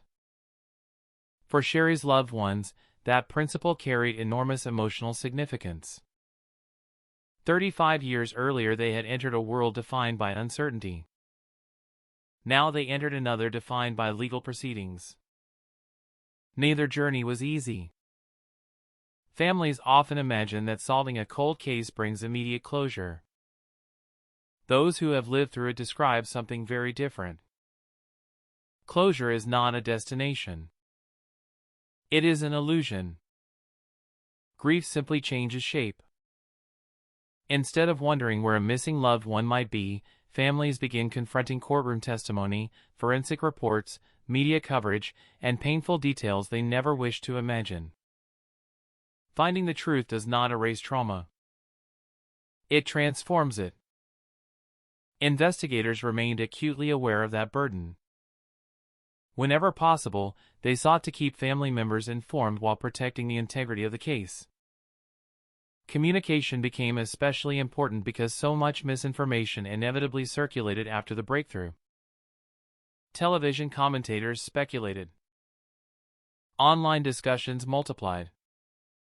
Social media users confidently repeated details that investigators had never confirmed.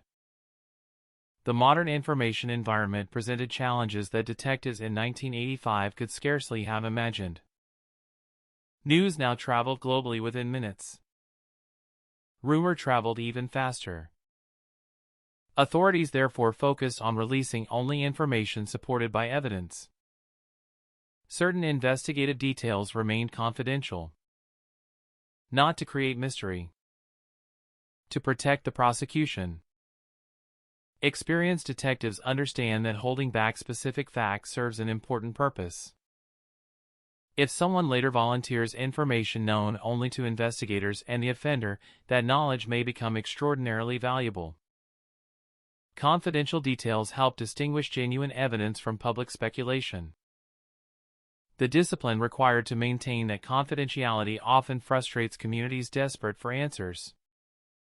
But successful investigations depend upon restraint. Every unnecessary disclosure carries potential consequences inside a courtroom. As legal preparations continued, criminologists examining the case highlighted another recurring feature of concealed homicides. Many offenders do not rely upon sophisticated criminal expertise. They rely upon ordinary expectations. People assume missing adults eventually surface. People assume familiar homes are safe. People assume obvious locations have already been searched thoroughly. Those assumptions can unintentionally delay investigations. The Lady case demonstrated how powerful those assumptions can become. For decades, the burial site remained hidden not because it was impossible to find but because investigators initially lacked the evidence necessary to justify searching that exact location. Probable cause matters. Private property cannot simply be excavated based upon suspicion alone. Legal safeguards exist for good reason. They protect innocent individuals from unjustified government intrusion. At the same time, those protections occasionally create heartbreaking delays when evidence is insufficient. Balancing those competing principles represents one of the most difficult responsibilities in criminal justice. The search behind the farmhouse became possible only after investigators developed enough evidence to support judicial authorization. Once that threshold was reached, events moved rapidly. Looking backward, some observers question why the property had not been excavated decades earlier. Investigators resisted simplistic criticism. Decisions made during active investigations reflect the evidence available at that moment, not the information uncovered 35 years later. Hindsight creates an illusion of inevitability. Real investigations rarely feel inevitable while they are unfolding. Every decision carries uncertainty. Every search requires legal justification. Every interview opens multiple possibilities. Detectives must choose paths without knowing which one eventually leads to the truth. That uncertainty defines criminal investigation. As forensic experts completed their examinations, another aspect of the case quietly resonated throughout law enforcement communities across the country. Persistence matters. Not dramatic breakthroughs. Not extraordinary luck. Persistence. Detectives returned repeatedly to the evidence. Reviewed interviews again. Questioned assumptions again. Spoke with witnesses again. The breakthrough emerged from sustained effort rather than sudden inspiration. Many legendary cold case investigations follow precisely that pattern. One additional interview. One overlooked inconsistency. One renewed examination of forgotten evidence. Success often belongs to the investigators willing to continue asking questions long after others have accepted uncertainty. Sherry's story became part of that larger tradition. Not because the mystery lasted 35 years. Because someone refused to allow those 35 years to become permanent silence. Throughout the community, residents found themselves reconsidering ordinary moments from decades earlier. Small-town life possesses remarkable continuity. People remember who lived next door, which children attended school together, who waved while driving past, which family owned a particular farmhouse. Now those familiar memories became intertwined with an extraordinary criminal investigation. Places once associated with ordinary childhood recollections acquired entirely different meanings. The emotional impact extended beyond Sherry's immediate family. Entire communities experience unresolved homicide as a collective wound. Perhaps not equally, but collectively. Every unsolved murder leaves lingering questions. Fear, speculation, uncertainty. When resolution finally arrives decades later, communities often experience a complicated mixture of relief and sorrow. Relief because uncertainty has ended. Sorrow because the truth confirms their worst fears. The discovery behind the farmhouse accomplished both. It answered the central mystery. It also confirmed that an innocent woman had remained hidden beneath familiar ground while the world continued moving forward above her.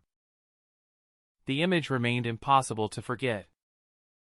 Children became parents. Parents became grandparents. Neighbors moved away. New families arrived. The seasons turned 35 times. And all the while, the truth waited patiently beneath the soil, untouched by passing years, indifferent to changing generations. Time had transformed nearly everything surrounding the case. It had changed technology, investigative methods, the appearance of the farmhouse, even the people connected to the investigation. Yet time had failed to accomplish one thing. It had failed to bury the truth forever. Because beneath every layer of earth, beneath every passing season, beneath every forgotten headline and fading photograph, the evidence remained exactly where it had always been, silent, hidden, and waiting for the day when persistence would finally uncover what 35 years of secrecy could not erase. The longer investigators examined Sherry Lady's case, the more they recognized that the greatest obstacle had never been the absence of suspicion. It had been the absence of proof. Suspicion can shape conversations. It can influence public opinion. It can even direct the course of an investigation. But inside a courtroom, suspicion carries no weight unless evidence can stand beside it. That distinction separates criminal investigation from public speculation. Communities often solve cases in their own minds long before detectives solve them on paper. Rumors become accepted as fact. Opinions harden into certainty. Years later, people struggle to remember whether they actually witnessed something or simply heard it repeated enough times to believe it. Investigators cannot afford that luxury. Every conclusion must survive scrutiny. Every statement must be challenged. Every assumption must be questioned. Only then does a case become strong enough to withstand the demands of justice. As prosecutors continued preparing their case, they revisited one question that had lingered since 1985. What happened immediately after Sherry disappeared? Not emotionally. Practically. How did the people around her respond? Who reported her missing? Who seemed concerned? Who appeared unusually calm? Behavior after a disappearance rarely proves guilt or innocence by itself, but it often provides valuable context. Detectives study patterns rather than isolated moments. A single unusual action may mean nothing. A series of unusual actions, viewed together, can reveal a much larger picture. The investigation therefore extended beyond the fatal event itself. It examined the days that followed. The explanations offered. The timelines presented. The conversations remembered by family members. The practical realities of daily life continuing after someone had suddenly vanished. According to investigators, Sherry simply ceased to exist in the ordinary routines that define every person's life.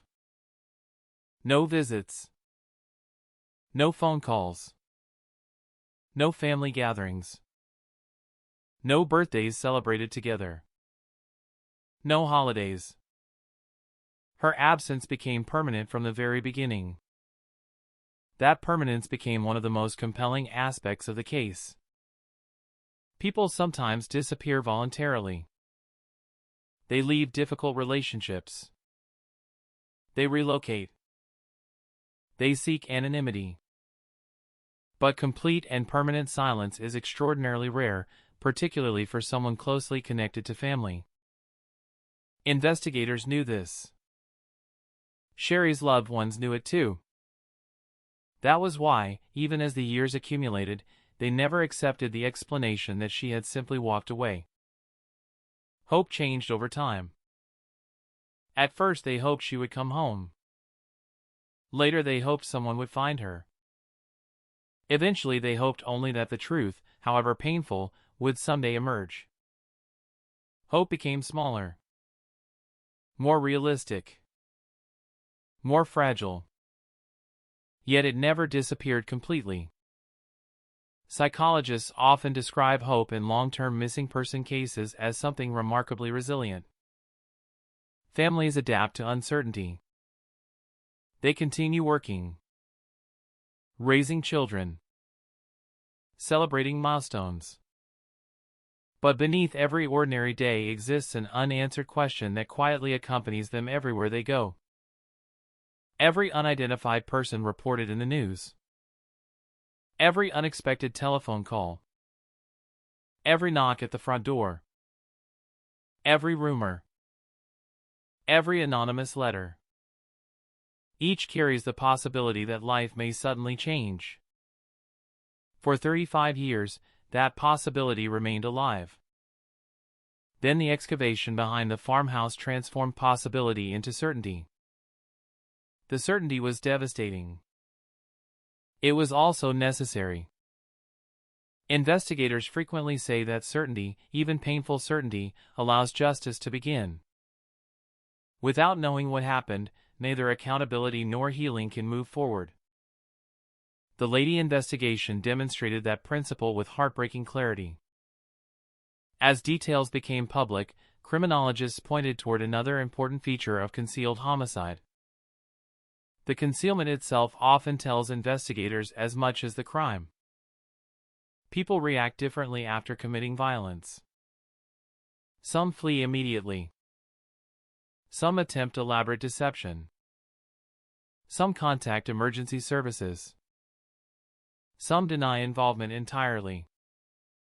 Others construct alternative explanations intended to survive public scrutiny. Understanding those post-crime decisions helps investigators reconstruct intent. Not merely what happened. Why certain choices followed. In Sherry's case, according to authorities, concealment delayed discovery for more than 3 decades. That delay shaped every subsequent stage of the investigation. Without remains, forensic science could not establish key facts. Without key facts, prosecutors lacked critical evidence. Without sufficient evidence, legal action remained impossible. One decision after the killing influenced the next 35 years. That reality fascinated criminal investigators studying the case. Sometimes a homicide lasts minutes. The deception lasts decades. The human ability to maintain secrecy over extraordinary lengths of time has been the subject of psychological research for years. Contrary to popular belief, many long-hidden crimes are not protected by perfect planning. They survive because ordinary life gradually buries extraordinary events. People age. Memories soften. Communities change. Attention shifts elsewhere. What once dominated newspaper headlines eventually occupies only a few pages inside archived investigative files. Life moves relentlessly forward. The crime remains exactly where it was left. That pattern repeated itself in Blair County. Children who had barely understood the disappearance in 1985 eventually grew into adults with children of their own. Some newcomers had never heard Sherry's name until the discovery behind the farmhouse made national news.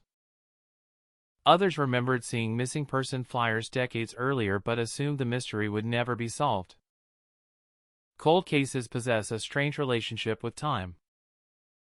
The public often forgets them. Investigators rarely do. Even when active work slows, the files remain. Evidence remains. Questions remain. Someone inside the agency usually remembers. Someone occasionally returns to the reports. Someone notices a detail overlooked before. Persistence is rarely dramatic. It is simply continuous. That continuity ultimately became one of the defining characteristics of Sherry's case.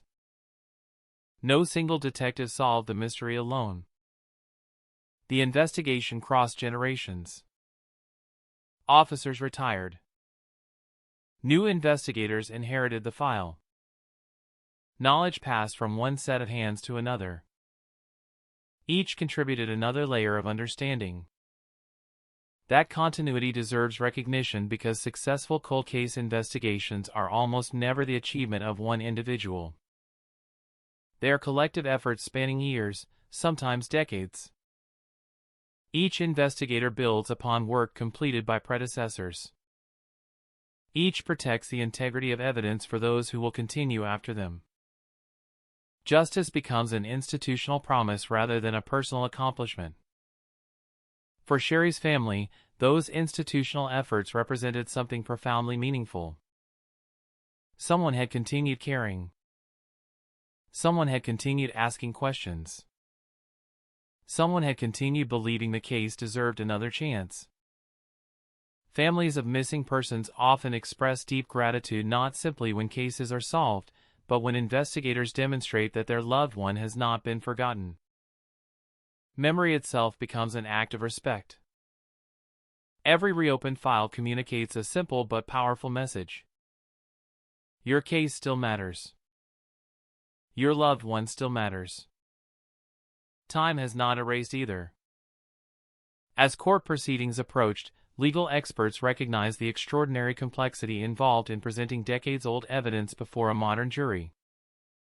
Jurors would hear testimony about events occurring in a completely different era. An era without smartphones documenting everyday life. Without digital communication preserving conversations. Without GPS records mapping movements. The prosecution therefore relied heavily upon careful chronology. One event leading logically to another. One verified fact supporting the next. Consistency became essential. Jurors often evaluate credibility by examining whether independent evidence aligns across multiple sources. That approach becomes even more important in historical investigations where many physical traces have disappeared forever. Meanwhile, outside the courtroom, the old farmhouse remained a place of quiet fascination. Some people drove past simply to see it. Not because the building itself possessed any remarkable features. Because it represented something larger. The unsettling possibility that unimaginable events can occur inside places appearing completely ordinary. Crime historians have noted this phenomenon repeatedly. Society expects evil to look extraordinary. Reality often disguises it behind routine. A modest house. A familiar road. A quiet neighborhood. Nothing announces the presence of hidden violence until long afterward. The Lady property embodied that uncomfortable truth. For decades, people passed nearby without realizing that one of Pennsylvania's longest unresolved disappearances rested only a short distance away. The land revealed nothing. The house revealed nothing. Only persistent investigation finally broke the silence. As autumn winds once again swept across the Pennsylvania countryside, leaves gathered beneath the same trees that had stood witness in 1985. Nature remained indifferent. The fields continued producing harvests. Birds nested each spring. Snow returned every winter. The rhythms of the landscape never paused for human tragedy. Perhaps that is what makes cases like this so haunting. Life continues. Communities adapt. Children grow older. Years become decades. Yet beneath the ordinary passage of time, some stories refuse to disappear. They wait. Patiently. Silently. Until someone is willing to uncover them. And when they finally emerge, they remind everyone, investigators, families, neighbors, and strangers alike, that truth possesses a remarkable endurance. It can be delayed. It can be hidden. It can even lie buried beneath the earth for 35 years. But as long as someone continues searching, it is never entirely beyond reach. Truth has an extraordinary way of changing the meaning of ordinary memories. After the investigation reached its breakthrough, people throughout Blair County found themselves replaying moments they had long forgotten. A passing conversation at a grocery store. A familiar truck parked outside the farmhouse. A neighbor mentioning that Sherry had not been seen in weeks. At the time, each memory had seemed insignificant. Together, they formed a haunting realization that history is often understood only in reverse. Detectives experience this phenomenon in nearly every cold case. The facts rarely arrive in chronological order. Instead, they emerge like scattered pieces of glass reflecting fragments of the same image. One interview confirms another. A forgotten document suddenly becomes important because of evidence discovered decades later. A statement dismissed years earlier gains entirely new significance once investigators understand the broader context. The Lady investigation followed that same path. Nothing about the case became simpler because 35 years had passed. In many respects, it became more difficult. Every unanswered question had to be viewed through the reality that countless opportunities had disappeared forever. Witnesses had relocated. Some had passed away. Physical evidence that might once have existed inside the home had long since vanished. Memories had softened around the edges. Investigators were not reconstructing yesterday. They were reconstructing another lifetime. That challenge demanded unusual discipline. Experienced homicide detectives understand that certainty can become dangerous. Once investigators believe they know what happened, confirmation bias begins waiting in the background. Every new piece of evidence appears to support the existing theory. Contradictory information becomes easier to dismiss. Cold case investigators work constantly against that temptation. Every assumption must remain open to challenge. Every conclusion must survive independent verification. Even after Kenneth Lady's reported admissions, detectives continue testing every aspect of the investigation as though no confession existed. That approach may appear unnecessarily cautious. It is exactly the opposite. History contains numerous criminal cases where over-reliance on a single confession created devastating consequences. Some admissions proved incomplete. Others contained inaccuracies. A few were entirely false. Professional investigators therefore ask the same question repeatedly. What evidence exists without the confession? Then another. Does the confession independently match evidence already established? Only when those answers align does confidence begin replacing uncertainty. In Sherry's case, according to investigators, that process strengthened rather than weakened the overall investigation. Every corroborated detail added another layer of reliability. Every independent finding reduced the space available for alternative explanations. The legal case grew stronger because the evidence worked together rather than relying upon any single element. While prosecutors prepared for court, another story quietly unfolded beyond legal proceedings. It was the story of a family finally recovering someone they had spent decades searching for. Recovery is a word investigators use carefully. Finding remains is not the same as bringing someone home. Yet for families of missing persons, recovery carries profound emotional meaning. The unknown ends. Questions that once echoed endlessly finally receive an answer. Pain remains. Grief remains. But uncertainty no longer dominates every waking thought. For 35 years, Sherry's loved ones had imagined countless possibilities. Perhaps she was alive somewhere. Perhaps she had suffered an accident. Perhaps someone knew the truth but refused to speak. Every possibility occupied space inside their lives. The discovery behind the farmhouse removed those possibilities all at once. What remained was reality. Reality can be devastating.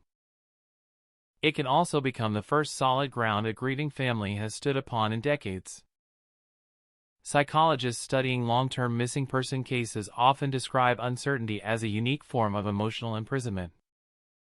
Traditional grief follows a painful but recognizable path. Ambiguous loss does not. Families hesitate to move forward because doing so feels like abandoning hope.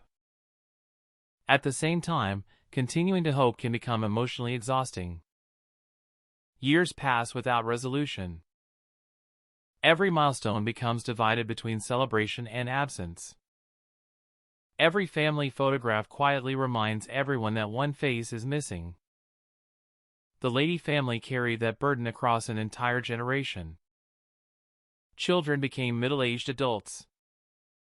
Grandchildren entered the world never having known the woman whose disappearance reshaped their family's history. Some relatives died before learning what happened. Others lived just long enough to witness the truth emerge from beneath the Pennsylvania soil. Time had been both enemy and witness. As investigators reflected on the case, many acknowledged that solving cold cases requires qualities rarely celebrated in popular culture. Television rewards dramatic breakthroughs. Real investigations reward patience, persistence, attention to detail, the willingness to reread thousands of pages searching for one overlooked inconsistency. Cold case work is rarely glamorous. Much of it unfolds inside quiet offices. Detectives compare interviews line by line, review property records, cross-reference timelines, examine photographs already studied dozens of times before. The work can feel repetitive. Until one day, something changes. One contradiction refuses to disappear. One witness remembers another detail. One interview opens an entirely new direction. That gradual accumulation of facts ultimately becomes more powerful than any dramatic revelation. The Lady investigation reminded law enforcement agencies across the country why specialized cold case units continue growing in importance. Advances in forensic science often receive the most public attention. DNA, digital imaging, ground-penetrating technology. Those tools matter enormously.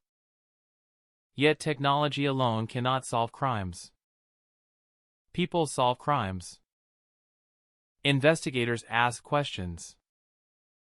Forensic specialists analyze evidence. Prosecutors organize facts.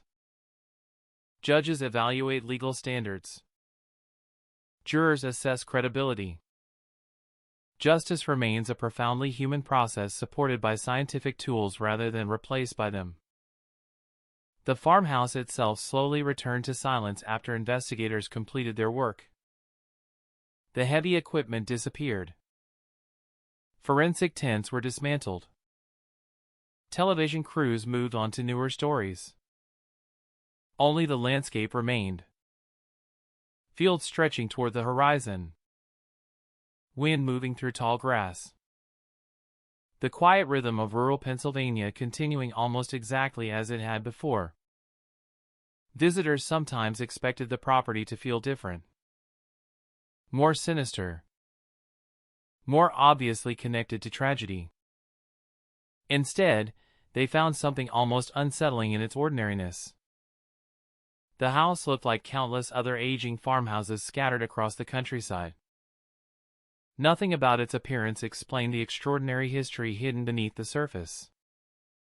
Perhaps that was the most disturbing lesson of all. Violence rarely announces itself through architecture.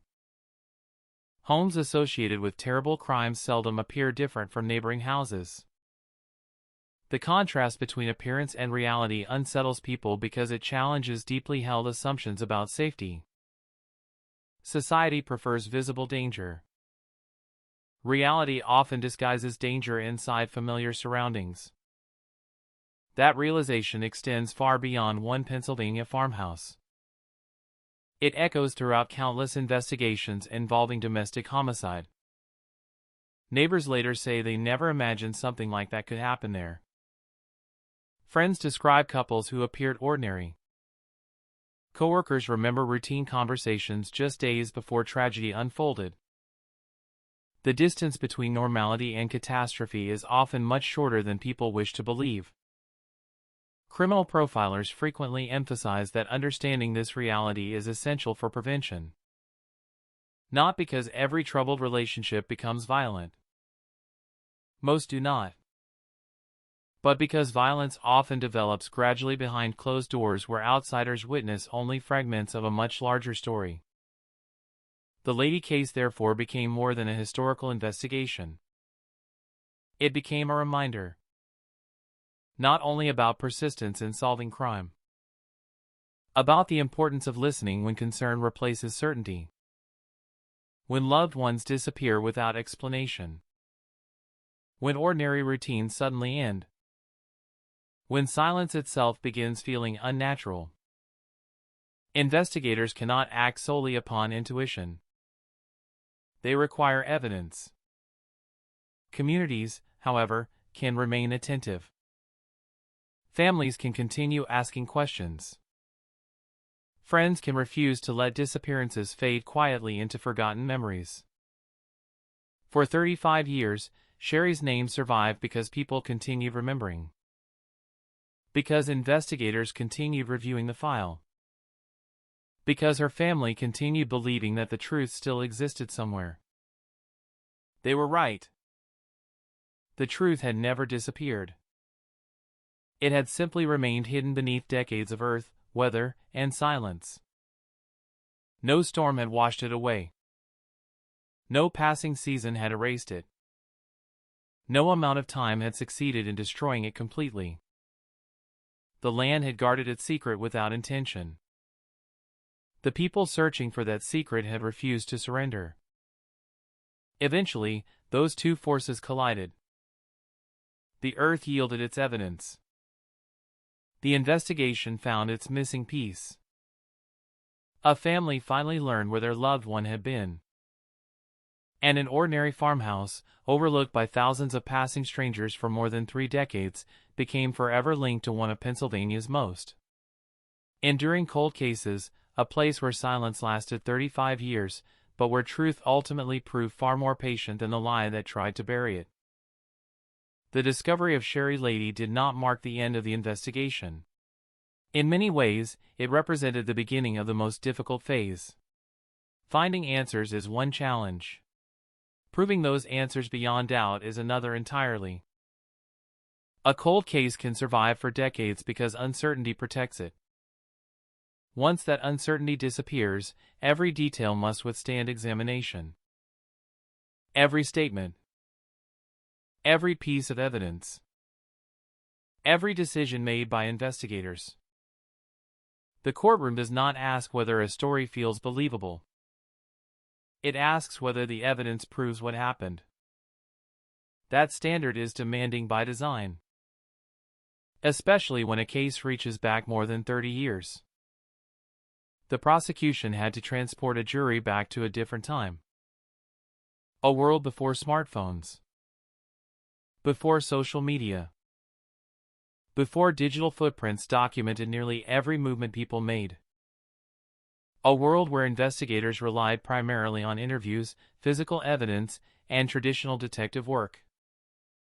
The challenge was enormous.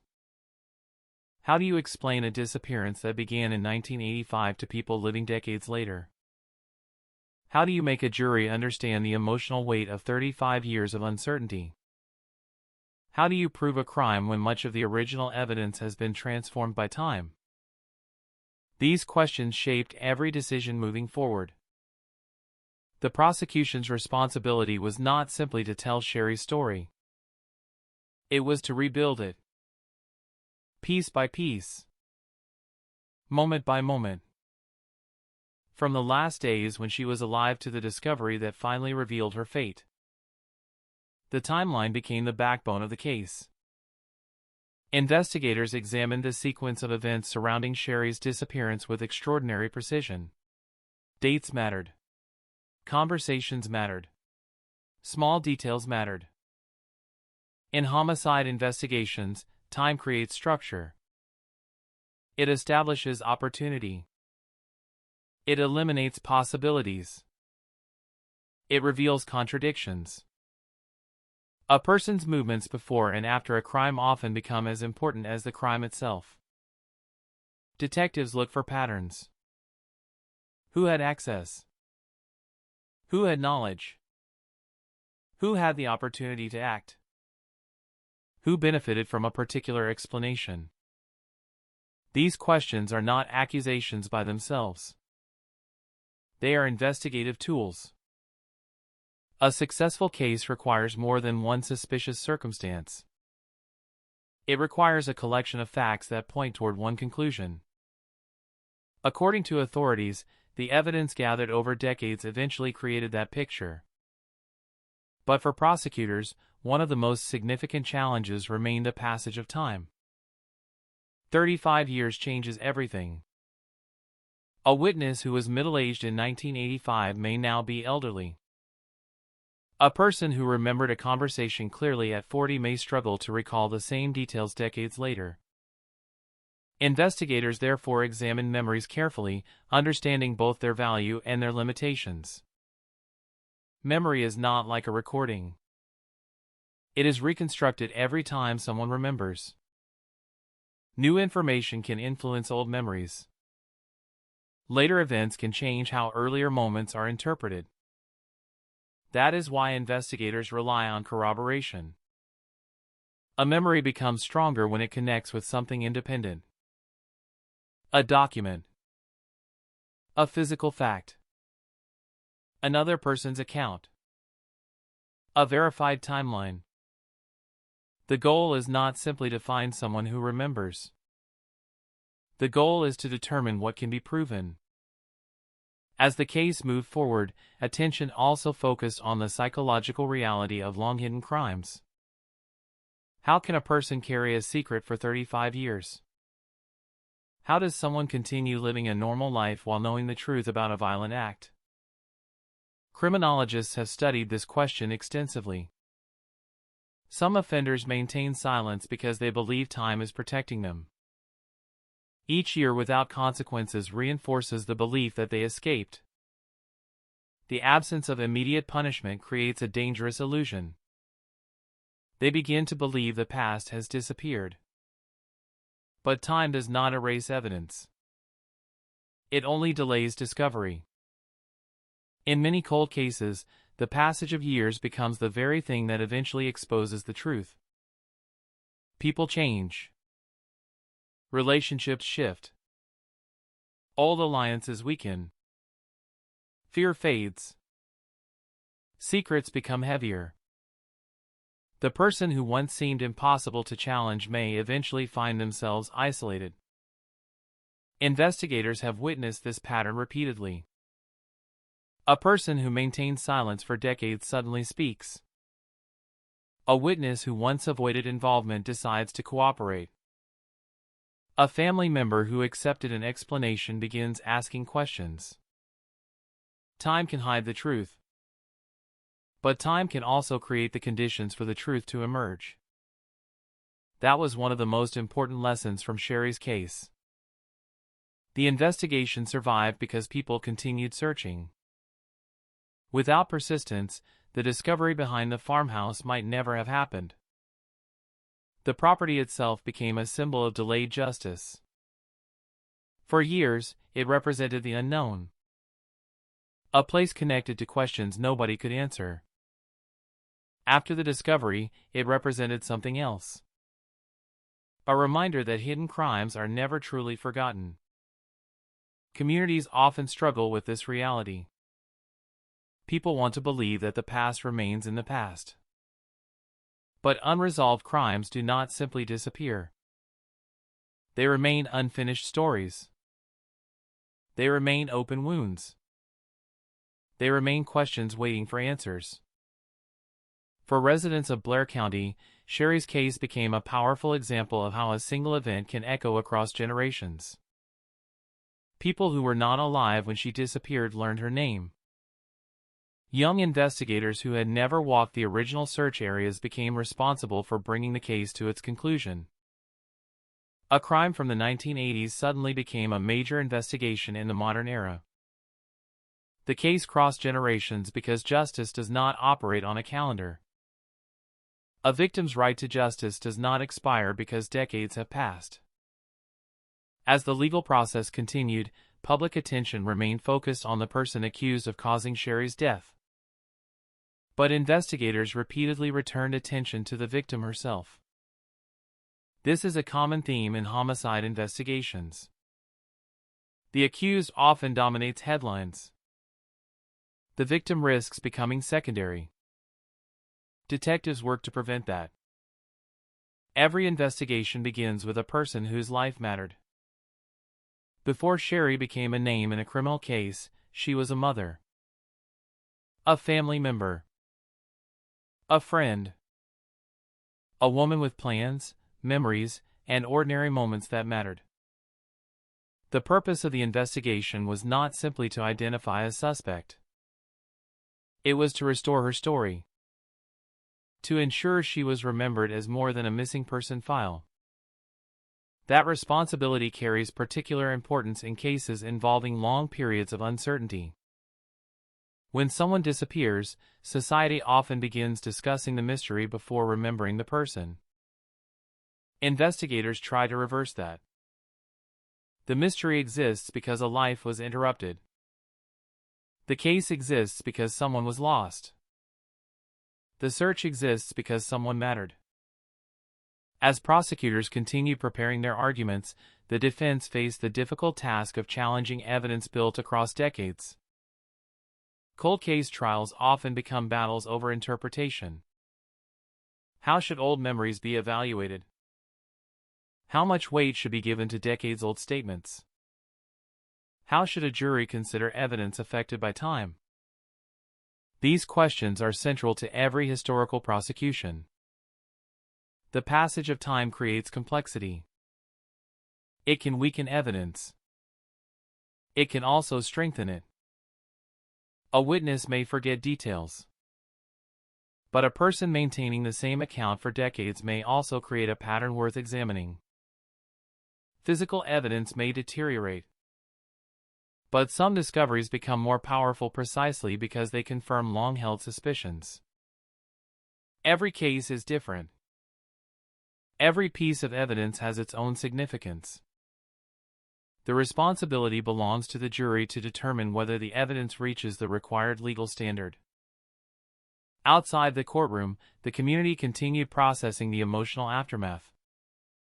Some residents felt relief. Others felt anger. Many experienced both. Relief because Sherry had finally been found. Anger because it had taken 35 years. Those conflicting emotions are common after cold cases are solved. Justice arriving late creates complicated feelings. A family can be grateful for answers while mourning the years they lost. A community can appreciate investigators while wondering what might have happened if the truth had emerged earlier. There are no simple emotions after decades of uncertainty.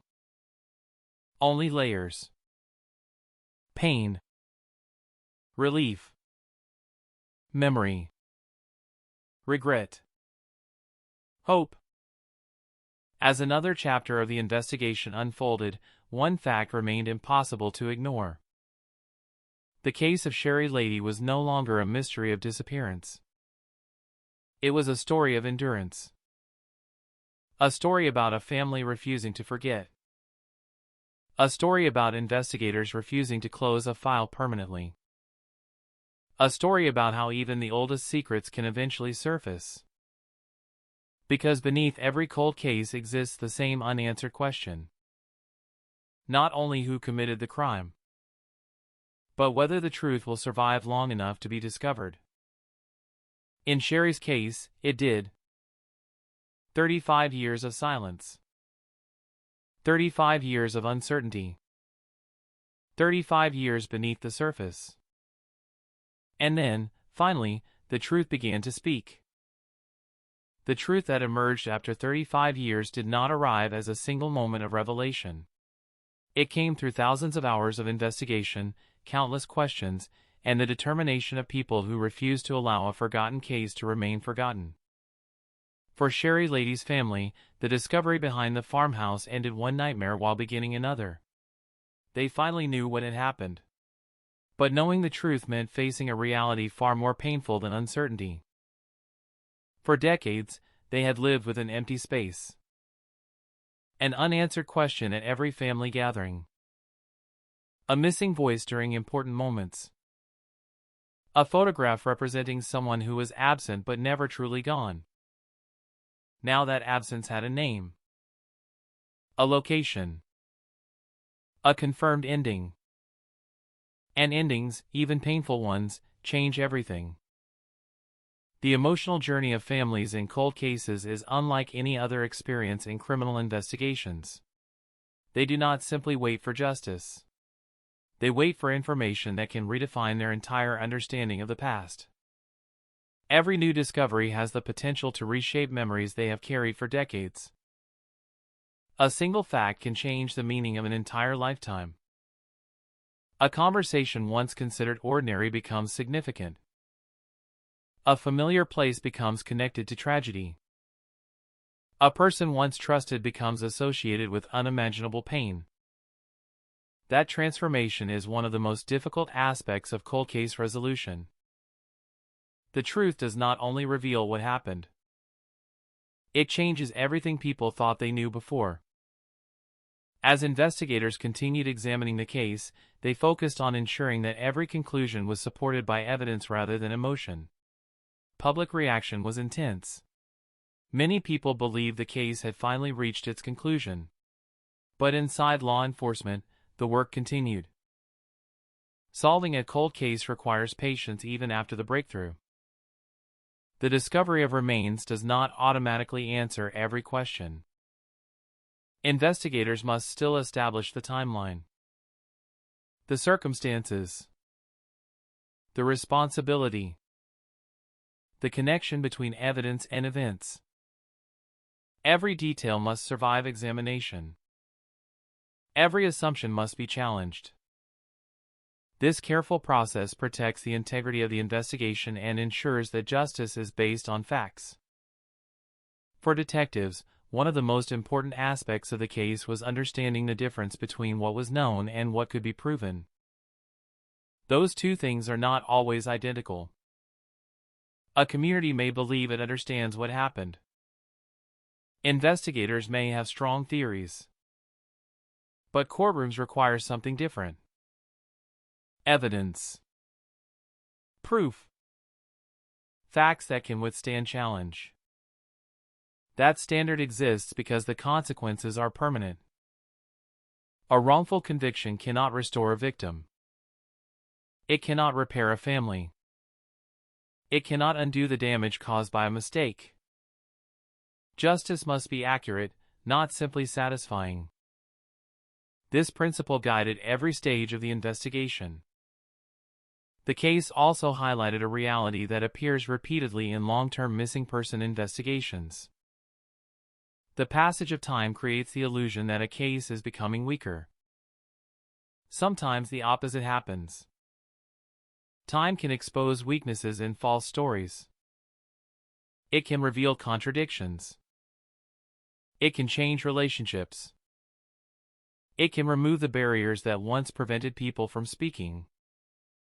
A person who remains silent for a year may remain silent for 10. But 35 years creates a different psychological landscape. People grow older. Priorities change. Fear loses its power. The future becomes shorter. The weight of the past becomes heavier. For some individuals connected to old crimes, the secret they protected eventually becomes more difficult to carry than the consequences of revealing it. That pattern has appeared in many cold cases across the country.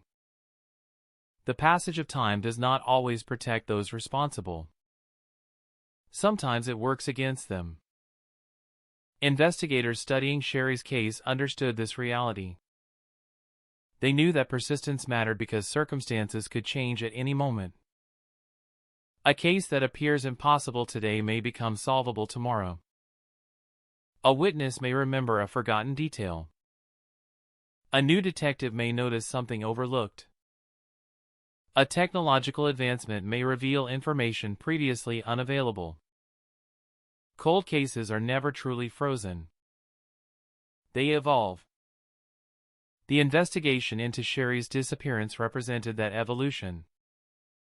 The case began in an era of paper files and handwritten reports. It continued in a world of digital records and advanced forensic techniques. Different generations of investigators contributed to the same search. Different tools. Different methods. One mission. Find Sherry. Bring her story back into the light. Beyond the courtroom and investigation rooms, the case also raised difficult questions about domestic violence and hidden abuse. Many people who knew Sherry described a woman whose disappearance seemed impossible to accept because it contradicted the person they knew. She had relationships. She had responsibilities. She had connections. That reality is important because victims of domestic violence are often misunderstood after tragedy occurs. People ask why they stayed. Why they did not leave. Why nobody knew. But relationships are complicated. Fear, financial concerns, emotional bonds, family responsibilities, and countless other factors can influence decisions. There is rarely one simple explanation. Investigators studying domestic homicide repeatedly emphasize that outsiders often see only fragments of what happens inside a relationship. A smile in public does not reveal private suffering. A quiet neighborhood does not guarantee safety. A familiar home does not always represent protection. The most disturbing aspect of many domestic crimes is not that they happen in unusual places. It is that they happen in places everyone assumes are safe. The farmhouse connected to Sherry's disappearance became a symbol of that uncomfortable reality. From the outside, it looked ordinary. There was no visible warning. No sign announcing tragedy. No indication that history was unfolding behind those walls. That contrast between appearance and reality is what makes many true crime investigations so haunting. The locations are familiar. The people are familiar. The circumstances are often painfully ordinary. And yet, hidden beneath that ordinary surface, extraordinary events can occur. As years passed after the discovery, the case remained a reminder of why investigators continue pursuing cold cases. Every victim deserves to be found. Every family deserves answers. Every unanswered question deserves another look. The number of years does not determine the value of a life. 35 years did not make Sherry's disappearance less important. If anything, the passage of time demonstrated how powerful the search for truth can be. The investigation also changed how many people viewed old missing person cases. A disappearance from decades earlier is not merely an old story. It is an unfinished responsibility. Behind every file number is a person. Behind every photograph is a family. Behind every unanswered question is a life interrupted. Cold case detectives often speak about giving victims their names back. That phrase carries deep meaning. Before being found, Sherry existed in records as a missing woman. After the discovery, she became a homicide victim. But beyond those legal descriptions was the person she had always been. A woman whose life mattered long before investigators ever opened a case file. A woman whose absence was felt every day by the people who loved her. As the legal process moved forward, the community continued to reflect on the extraordinary timeline of the investigation. 35 years is long enough for entire generations to change. A child born when Sherry disappeared could become an adult with children of their own before the mystery was solved. Technology transformed. Society transformed. The world changed dramatically. Yet one question remained unchanged. What happened to Sherry Lady? That question survived because people refused to let it disappear. The answer survived because truth can endure even under extraordinary pressure. The farmhouse, once known only as a quiet rural property, became permanently linked to a story of loss and perseverance. But the final legacy of the case was not the location. It was the determination. The investigators who continued searching. The family members who continued remembering. The community that continued asking questions. The people who understood that silence does not mean a story is over. Sometimes silence is only the space before the truth emerges. And after 35 years, the silence surrounding Sherry Lady finally broke. The earth gave up its secret. The investigation found its answers. But one final reality remained. Justice could explain what happened. It could identify responsibility. It could provide accountability. But it could never return the years that were lost. It could never restore the birthdays missed. The conversations never completed. The moments stolen forever. That is the cruelest truth about cold cases. Even when they are solved, they cannot repair the past. They can only ensure that the past is remembered. And for Sherry Lady, remembering became the final step in a journey that began with disappearance, continued through decades of uncertainty, and finally reached the truth hidden beneath the ground where her story had been waiting all along.